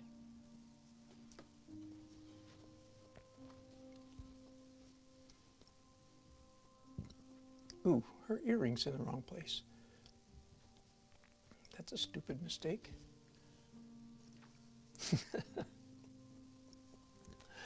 All right, I'm going to leave Sally. Come back to her later. I'm happy to say I'm not unhappy with the progress on her. It's okay, good enough for now. Not how long I've been working on her, 40 minutes perhaps. There's your dad, right? I don't know if you're still watching or not. I just did him a little while ago.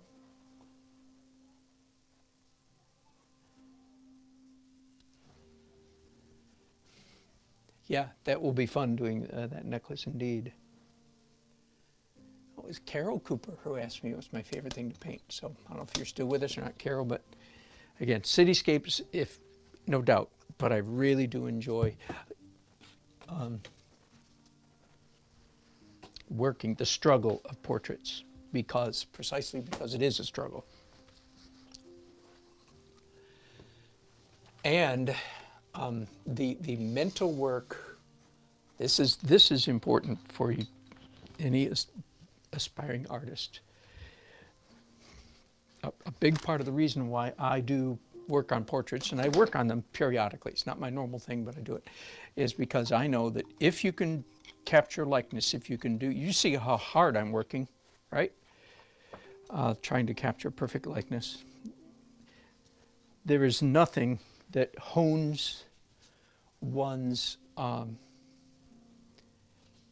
drawing skills like drawing faces. First of all, drawing faces, period, and then drawing a likeness. Okay, right there you are. I worked on you last night. That's the last time I looked at you, was last night. And I'm trying not to look at you right now because I want to do it with fresh eyes in just a second.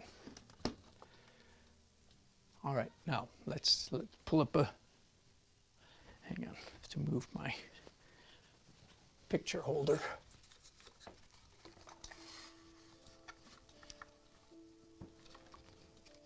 I'm not even sure I'm going to use it. I just might tape it to the painting again, but I want it here in case I need it.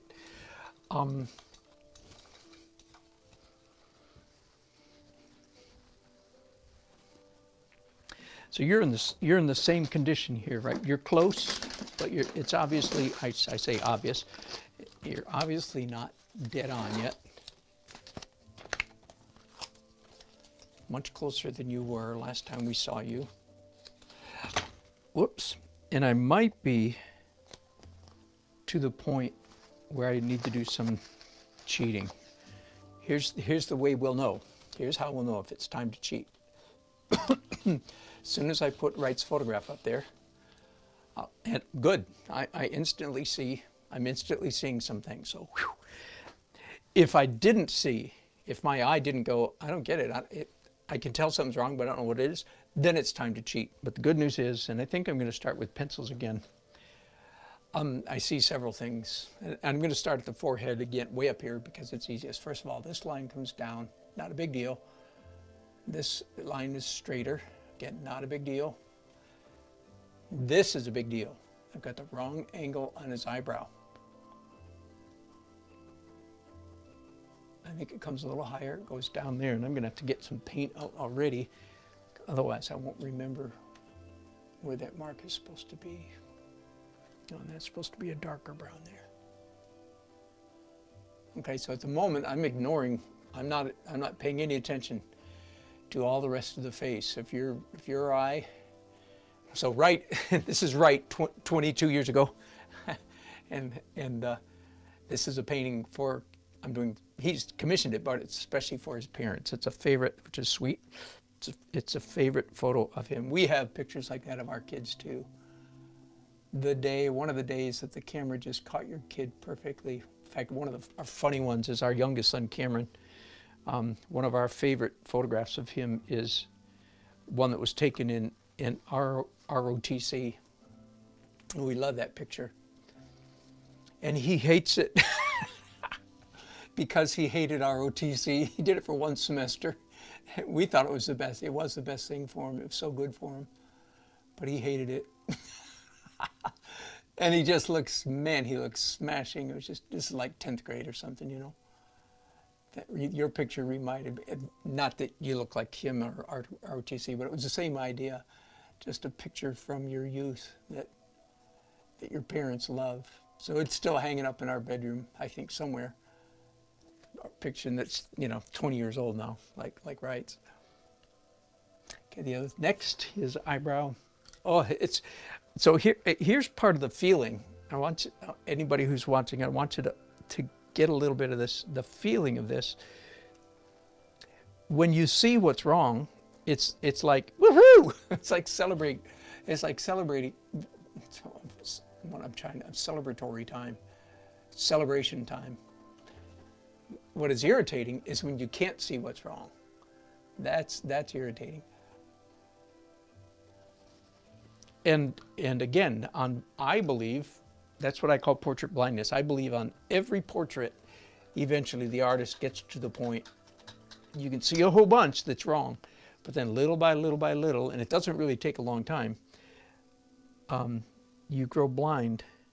It's the strangest thing. I've never heard anybody teach it that way. I've just seen other portrait painters blunder in the same way. I know it affects everybody, or I think everybody, because I've seen other, including some really good painters, screw up because they couldn't see their mistakes anymore.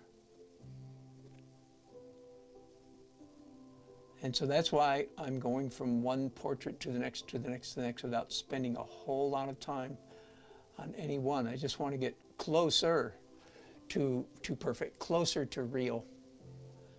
And then I'll move on, because I know I'm getting blind. It's like there's a timer going on in my brain, and I only have so many minutes where I have fresh eyes.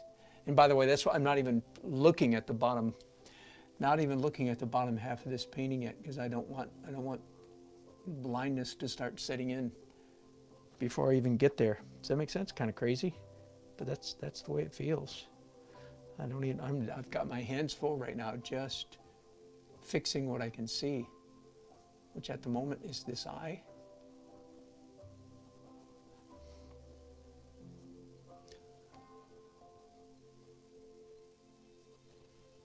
Right, that feels pretty good. No, it doesn't. Hang on.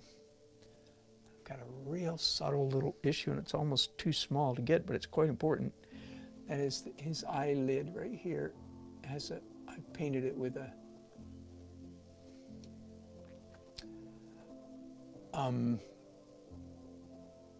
dark line, as if, and it's not. It's completely white right there. All right, let's go over to this eye now. And evidently, last time I worked on this eye,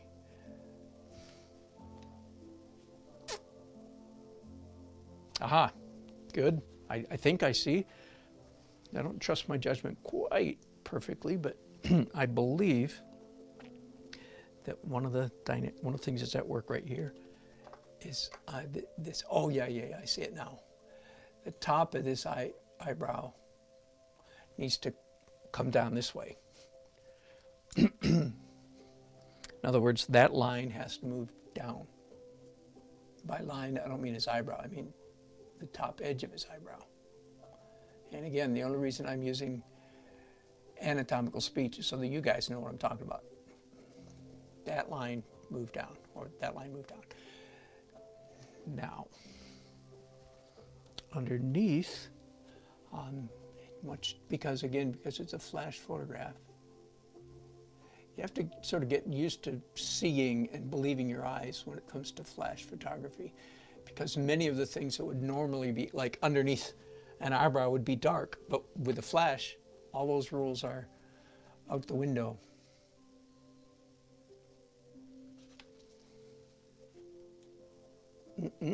Tell you what. Oh, here's one of the nice accidents about this particular photograph. Is I believe it's exactly the same size as the painting. In fact, earlier in the process, I painted Wright's whole head, his whole face. Let me zoom in here for you guys. And his head was too, in my painting, his head was too big. That was irritating.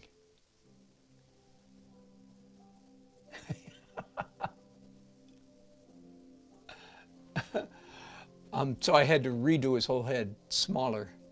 And it coincidental, and let's make sure here. Let's just do plain old-fashioned. Let me get a ruler. Let's make sure. Okay, so from the top of his head, it's 5 3/4 inches. Yes, 5 3/4 inches. Whew. Okay, now let's do it this way. Center of pupil to center of pupil, 1 1/4 inches. Ooh. Oh, well. Center of pupil to edge of iris, 1 1/8. Center of pupil to edge of iris.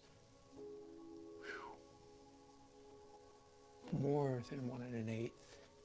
Something's wrong with that eye, isn't it? That looks like you right there, doesn't it?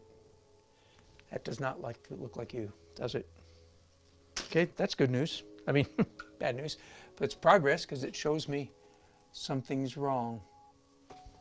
Let me try that again. Okay, I have another measuring device here. If I get really, really, really fussy, I have a compass. Center of pupil, because this.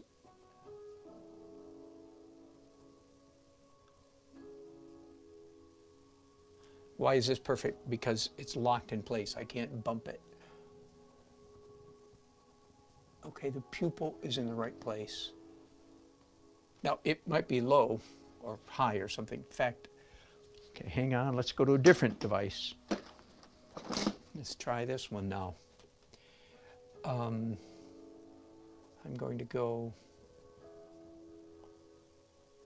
Now, this time, I'm lucky because these are the same size, and I can actually use the several lines that are on this device. Okay, center pupil. I'm testing now to see if this eye is the right height. Just catches the edge of his eyelashes. Let's go here. Whoa! Oh my goodness. That's embarrassing. So I had, that's what's wrong with it. This eye is too low. I knew there was something with that eye. Now my next question is the eyebrow too low also? Let's, okay, top of that one, bottom of that one. No, that's about right. At least that measurement was right. Let's try another one. Top.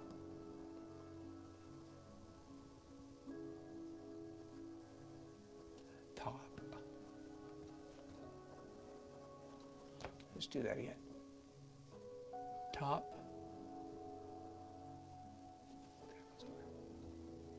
Whoa. The outside. Okay, so I got that really wrong, and I didn't help myself any a little while ago when I repainted it. I made it the right shape, but it was at the wrong angle. This has to come all the way up here. Wow. Now I'm going to remeasure that with a couple other devices to make sure That's radical.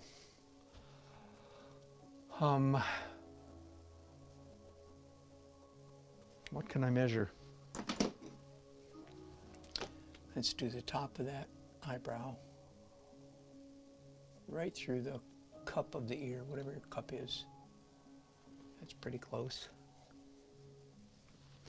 Let's try, okay, if I don't want to take the time, here's a next most precise device. Let's do this, bottom of chin to, so this is a little more dangerous than the compass that I was screwing, because this one you can bump, but I would be real careful.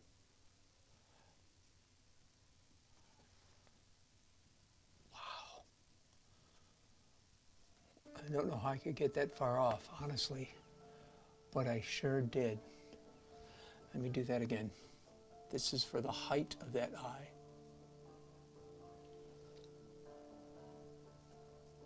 Of course, this is assuming the chin's in the right place, right? Which is an assumption, right? Right.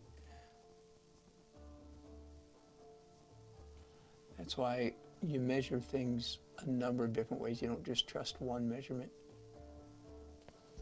According to that, however, and I know that something's wrong with this eye because I can see it, because, so there's the pupil.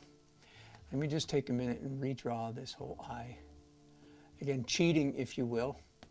I always picture some high school art student watching me, then going back to his or her art class and saying, no, you can use a pencil in oil painting. And the teacher saying, you can't use a pencil in oil painting. It's okay. Please do. If any students are watching, please do understand that it's highly irregular. I am indeed using a pencil in an oil painting, but it is highly irregular. It's very unusual. It's a weird Nelsonism. Okay, I like it. I'm not going to stop, but it is unconventional. Just understand that. Okay.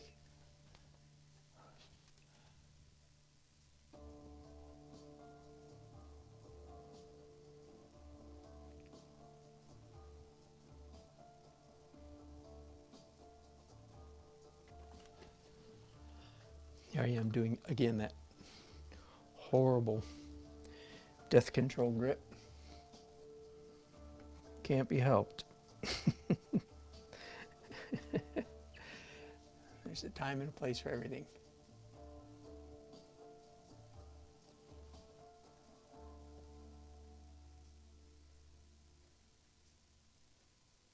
I'm trying to see the pencil mark that I made there. Oh my, it's looking better already. That's good news.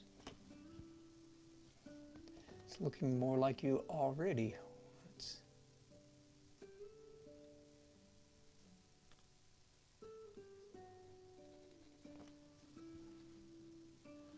But something is wrong, because there's not supposed to be that much gap between your eye and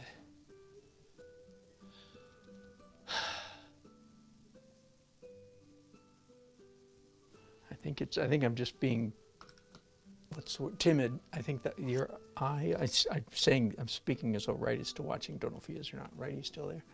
He was a while ago.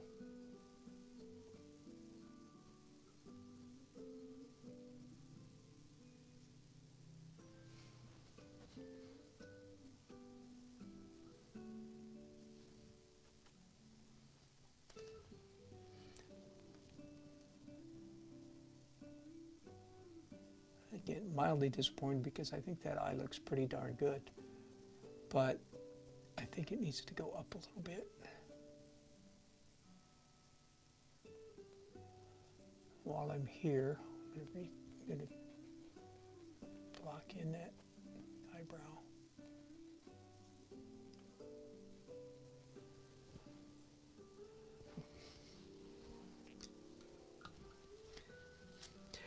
All right, what did I say? What do I say all the time? Even after all the cheating is done.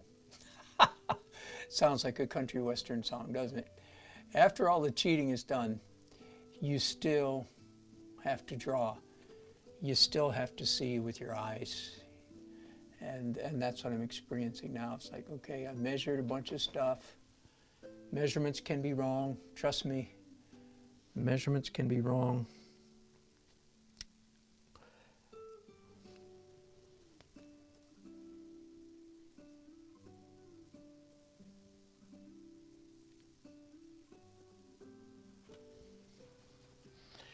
And Wright has, according to this photograph, you have blue eyes, right? Is that right? Phthalo blue or ultramarine? I can't trust the photograph that well. I think they tend, well, at least the photograph, they tend toward a phthalo, a greenish blue instead of a purplish blue. Whoever heard of purplish blue eyes, but only an artist would understand that.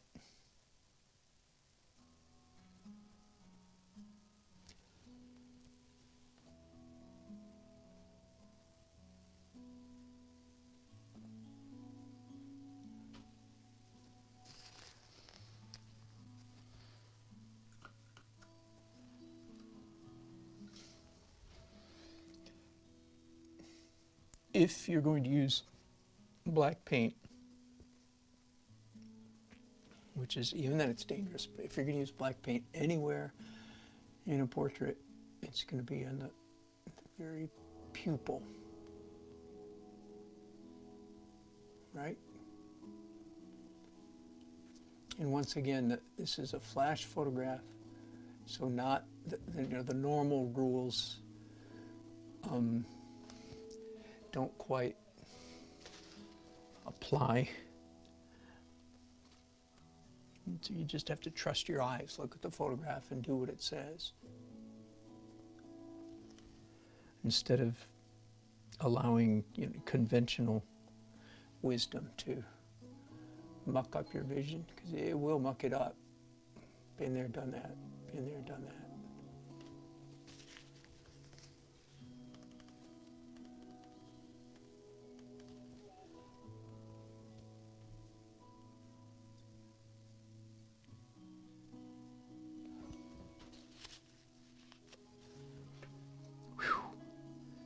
I sort of feel like I've dodged a bullet, though. I feel like discovering what the problem was here fairly quickly and painlessly was just that, a relief. Whew.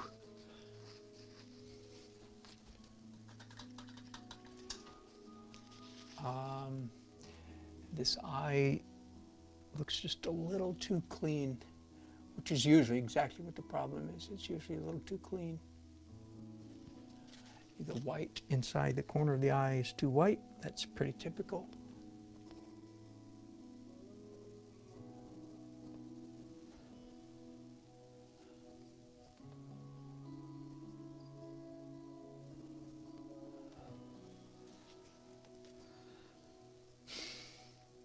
I'm going to put a reflection .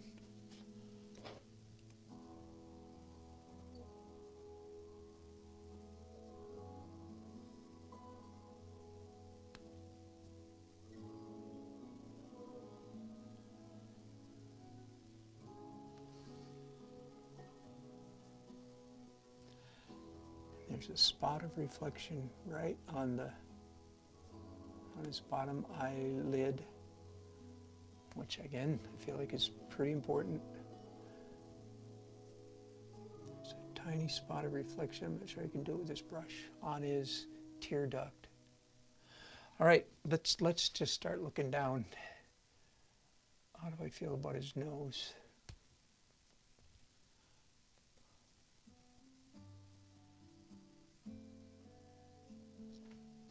I feel like the red that I just put on there is a little too red. Generally speaking, you'd rather have too much color than not enough, but then again, too much of a good thing is too much of a good thing, so I just removed some of that red.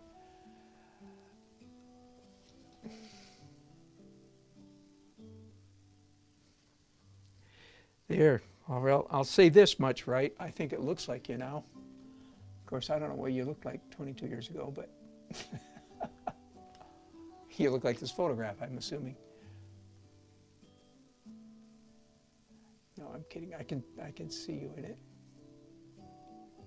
And okay, back to, let me stand back and look at the nose. Oh, I know what I'm seeing with the nose. It's just that what is distracting me. Again, it's one of those issues where I thought there was something wrong with the nose. It's not. It's just the excessive shadow underneath it is making it appear wrong shape. That's better. And I probably put that shadow there out of habit, out of just pure T habit. Because everybody knows there's a shadow under somebody's nose. Oh, unless it's a flash photograph. And there's a little bit of reflection like right here. Comes down the side of his cheek. Goes right under his crease under his eye. That's nice. Same thing a little bit over here.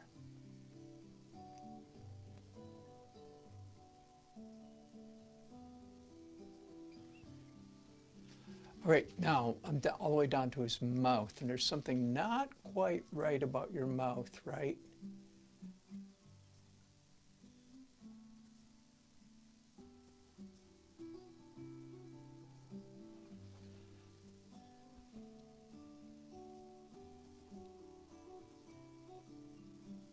But I started looking at your mouth, and then my eye started going all the way up your side of your head, and it took me all the way up here. There's a mistake right here. That side of your head needs to come in a little bit right there. And I think your whole cheek needs to come in a little bit.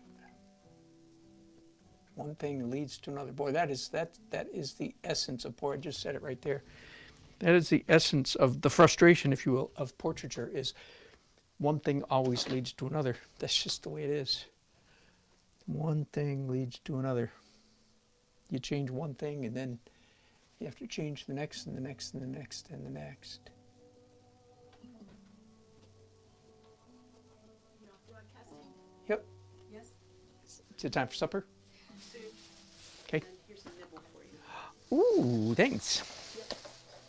Yep. A little nibble before supper, y'all. Thanks, sweetie. Yep. I'll try. I'll try not to talk with my mouth full.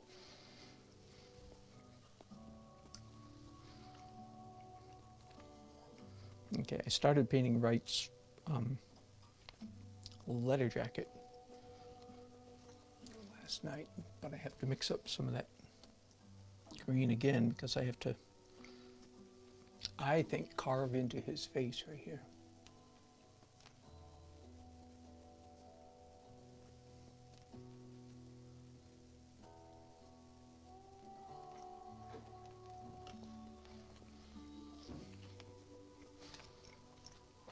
Okay, now, back where I was talking about Wright's face. Okay, I see something right. I'm not his face, his mouth, I mean, sorry.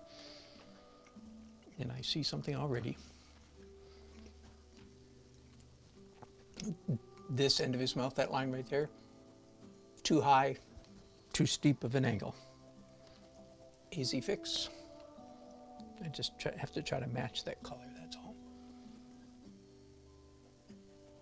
Oh, it's way too light. You ever do that? You think it's the right color and then you put it on the painting, it's like, hey, gads, what am I thinking?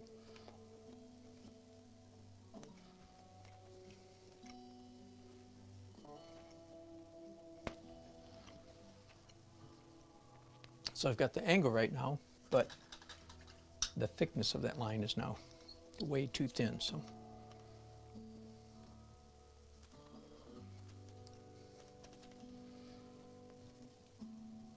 This mark right there needs to be wider. Oh, and the end of his mouth, the tail, the right end of his mouth goes down, not up. Duh.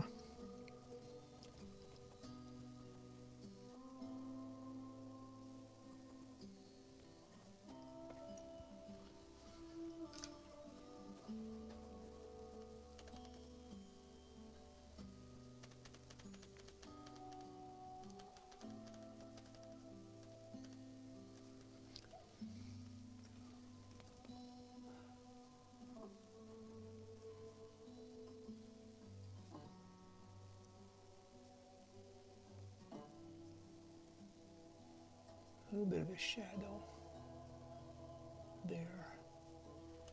Oh, and the crease over here, smile line. Why didn't you tell me, right? Did you see that one coming? Hey, Uncle, thank you. Uncle just sent me a chat fee, $25. Thank you, sir. You're too kind. Appreciate that very much.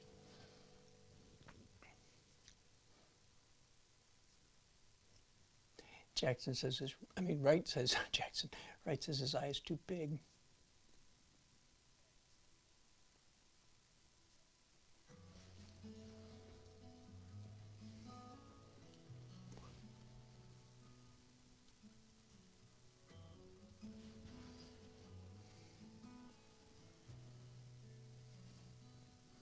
I believe you're right.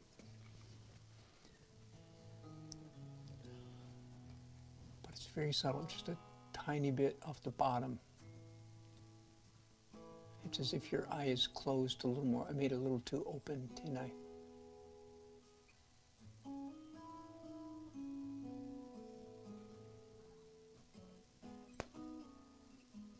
Now, how about this other eye? You might be too large as well. In fact, I think it is. It's crazy. One thing leads to another. Doggone it. I wish you'd just keep your thoughts to yourself, right?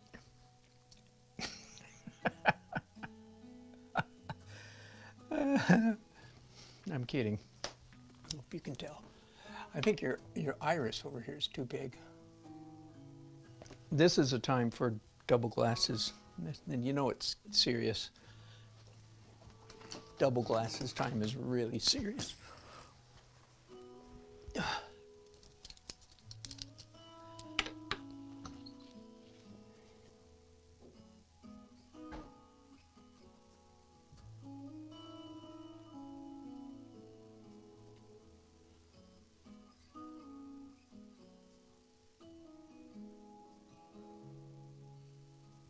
For those who care to know, I'm probably taking off literally about 1/100 of an inch off the edge of the iris over there.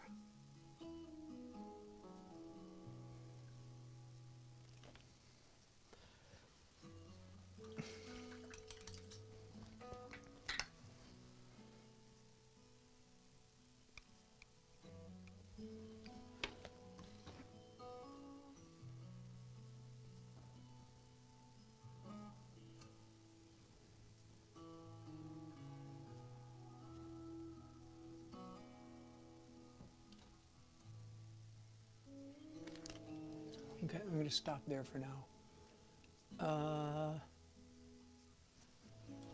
No, I'm not either. Okay, now I'm disagreeing with myself.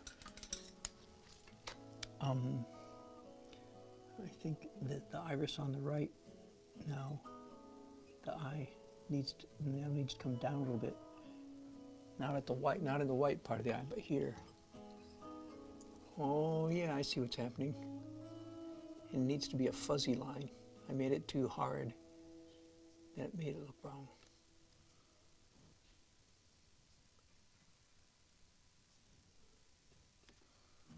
Right. Thanks, right?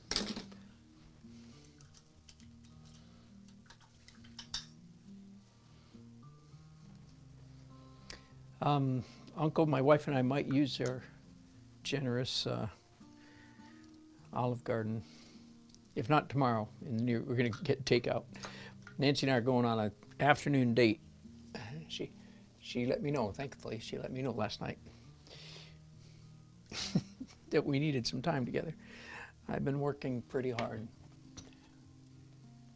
It's not just your imagination. Usually just for whatever, I usually wrap up painting at about 10:30, between 10:30 and 11 at night. Of course, I don't get started early in the morning either. Depends how much I'm awake during the night, which seems to be a pretty regular occurrence these days.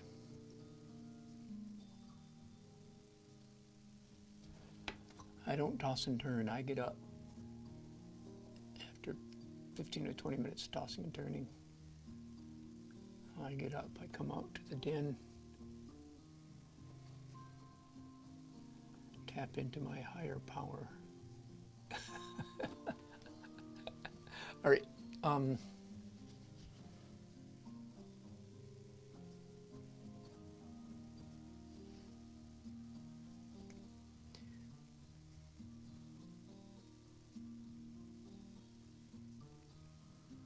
I do have delightful times in the middle of the night. Very often. I keep a journal.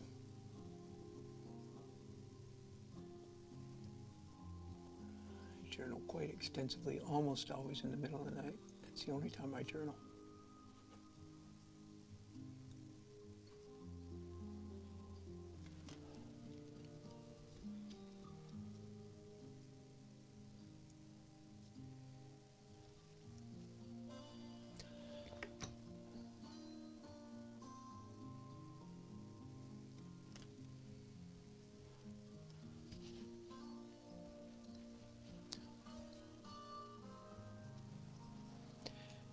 Whew. Can anybody say hard work? Hard mental work.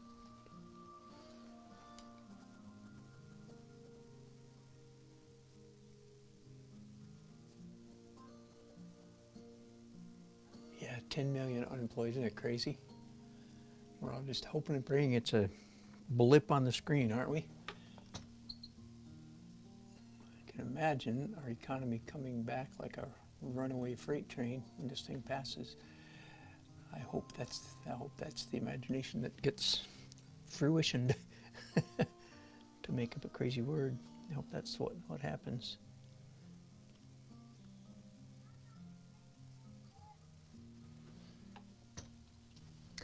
I'm glad the economy was in good shape before this hit. Think what it would be like if it wasn't.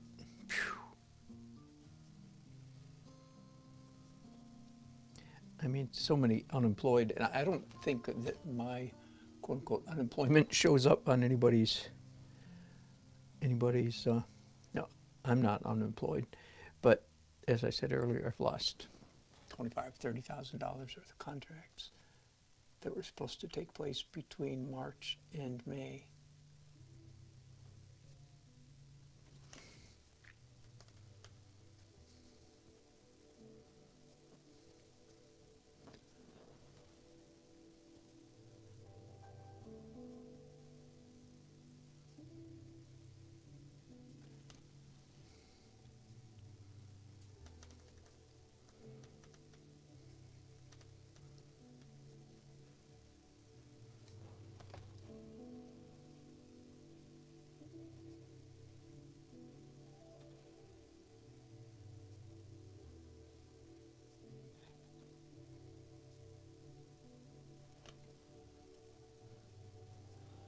Whoops. Here's a classic case where my brain said highlight on that bottom lip. So doggone it, I just painted a highlight. Not today, I did it the other day. But compare this now, compare the highlight there to there. It's like, whoa, did I overdo it or what? That's a classic case of like turning off your eyeballs and painting out of your head, painting out of your filing cabinet. Like I was right proud of that highlight. Well, and things like that will disturb a sense of likeness. Those things like that will definitely derail a little bit of likeness. Something as simple as that. Way too much highlight on that lip. I'm not saying that's it, but I'm just saying things like that can do it. And okay, so I have this crease over here. I haven't even looked at yet. It's all right then. It was just a rough approximation, wasn't it?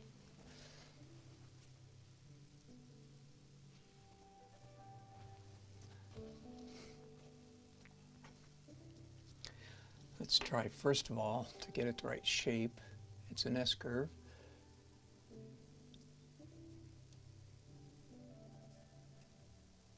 More dark right in there. A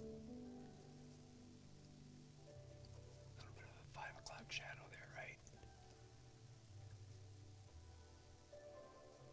Hey, at least when you were in high school, you had to shave. I didn't, much to my part of the struggle of going through high school. We all have struggles, didn't we? And unfortunately, I was cute as a whip, but I was one of those kind of like, you know, nascent, prepubescent, cute kind of guys. Fortunately, a lot of girls like that look.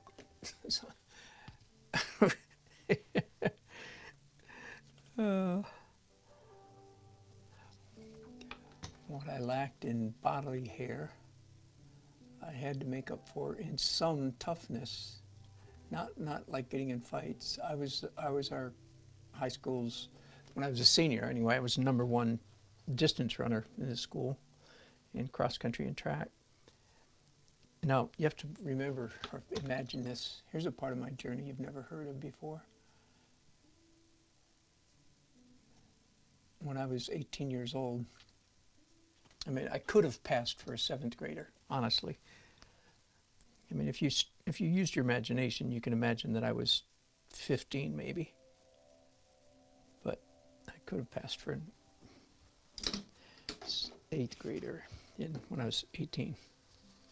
Except that I had a general look of intelligence.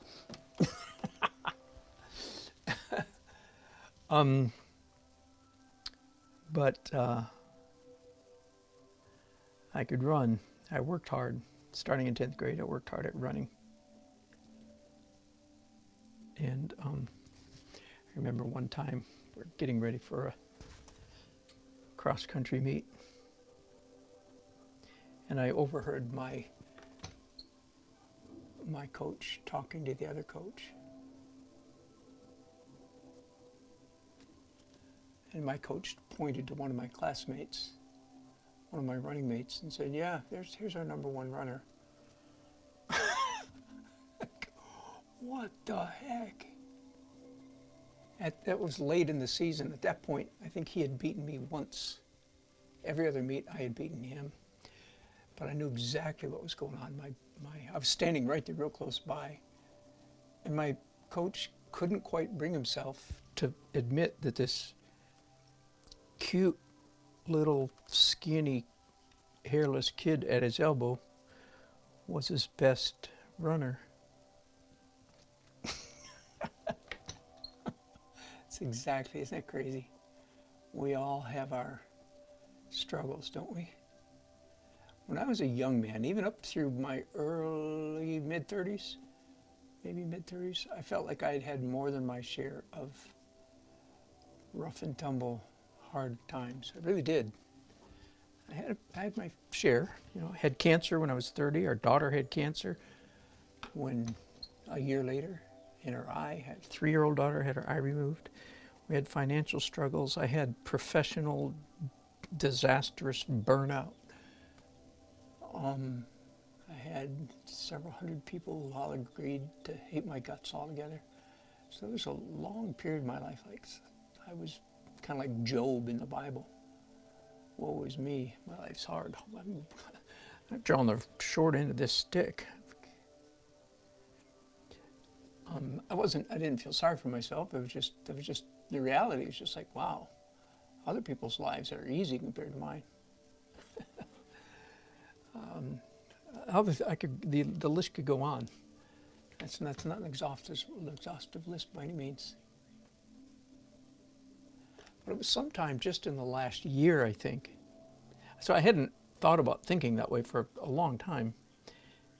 And sometime in this past year, I remembered that season of my life. Again, late 20s to early 30s, no, mid 30s. Like, man, everybody else seems to get a free pass in life, and I get whacked by everything. Twice. Anyway, and all of a sudden, about a year ago, I went, wait a minute, I haven't thought about that in a long time. You know what? I feel the very opposite now. I don't know anybody that's happier than I am. I don't know anybody that's got a happier marriage than I've got. I hope there are some. I hope there's a whole bunch of them. But frankly, I'm afraid they're not. My wife and I are absolutely the richest people we know. We say this all the time, in every way, except financially. Let's be clear. Let's be clear. We still have our share of financial struggles. Frankly, more than our share. But that's in spite of that, we're still the richest people we know. Anyway, isn't it something how life can go? I do feel. If I died today, I would say, doggone it, I had more than a fair shake. I did all right. If I had died at 32, I would have thought, dang, that was rough. So I've been on both sides. And I'm not complaining now, I tell you. But anyway, in high school, I was this skinny little kid. That's how I got onto the subject, wasn't it? And my coach was embarrassed to admit that I was his best friend. I beat the pants off him all that day. I remember that well. Came with a little bit of extra sweet revenge. Oh, man.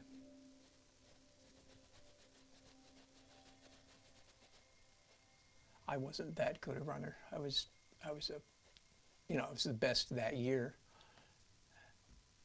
I had a few colleges sent me nice letters asking if I wanted to come and run for them. Nice for the ego. I don't think they were offering me money. I went on. I did run through college, and then I ended up coaching about 10 years total, not all in 10 in a row, but about 10 years of my post-college. After college, I coached high school track and cross country. Enjoyed it very much. Don't run very much right now. Blew out a knee a couple years ago, finally, meniscus. No surgery, but knee doesn't work so good. I can jog a little bit.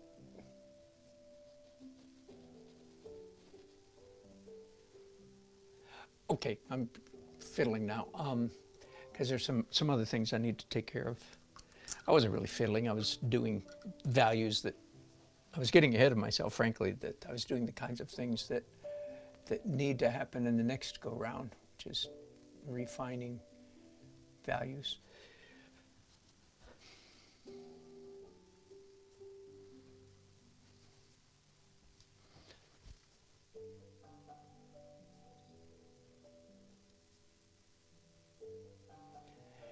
Dan, you can file as a self-employed owner that lost business. It's in the new stimulus. No kidding.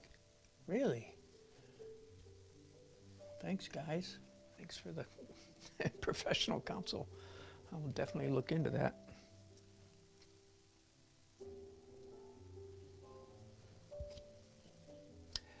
Okay, just a little bit. The chin's not right here.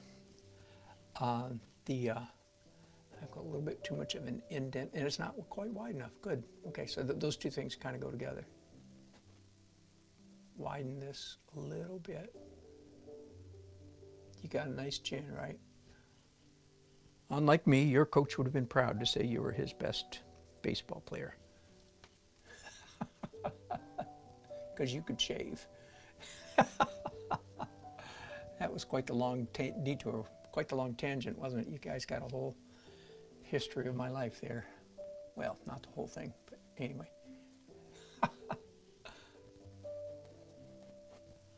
All right, that's fun. That's done. That's plenty close enough for this go round. Okay. When I come back to it later, I will have brand new, clean eyeballs, and I'll be able to see all my mistakes probably quickly, and hopefully hopefully next time around, of course, all my mistakes are much smaller. Right? That's the way it works. Got it? Okay, I actually have two more. One is this one that I started earlier this afternoon, and I have completely fresh eyes now because I've been looking at a whole bunch of other stuff. The problem is,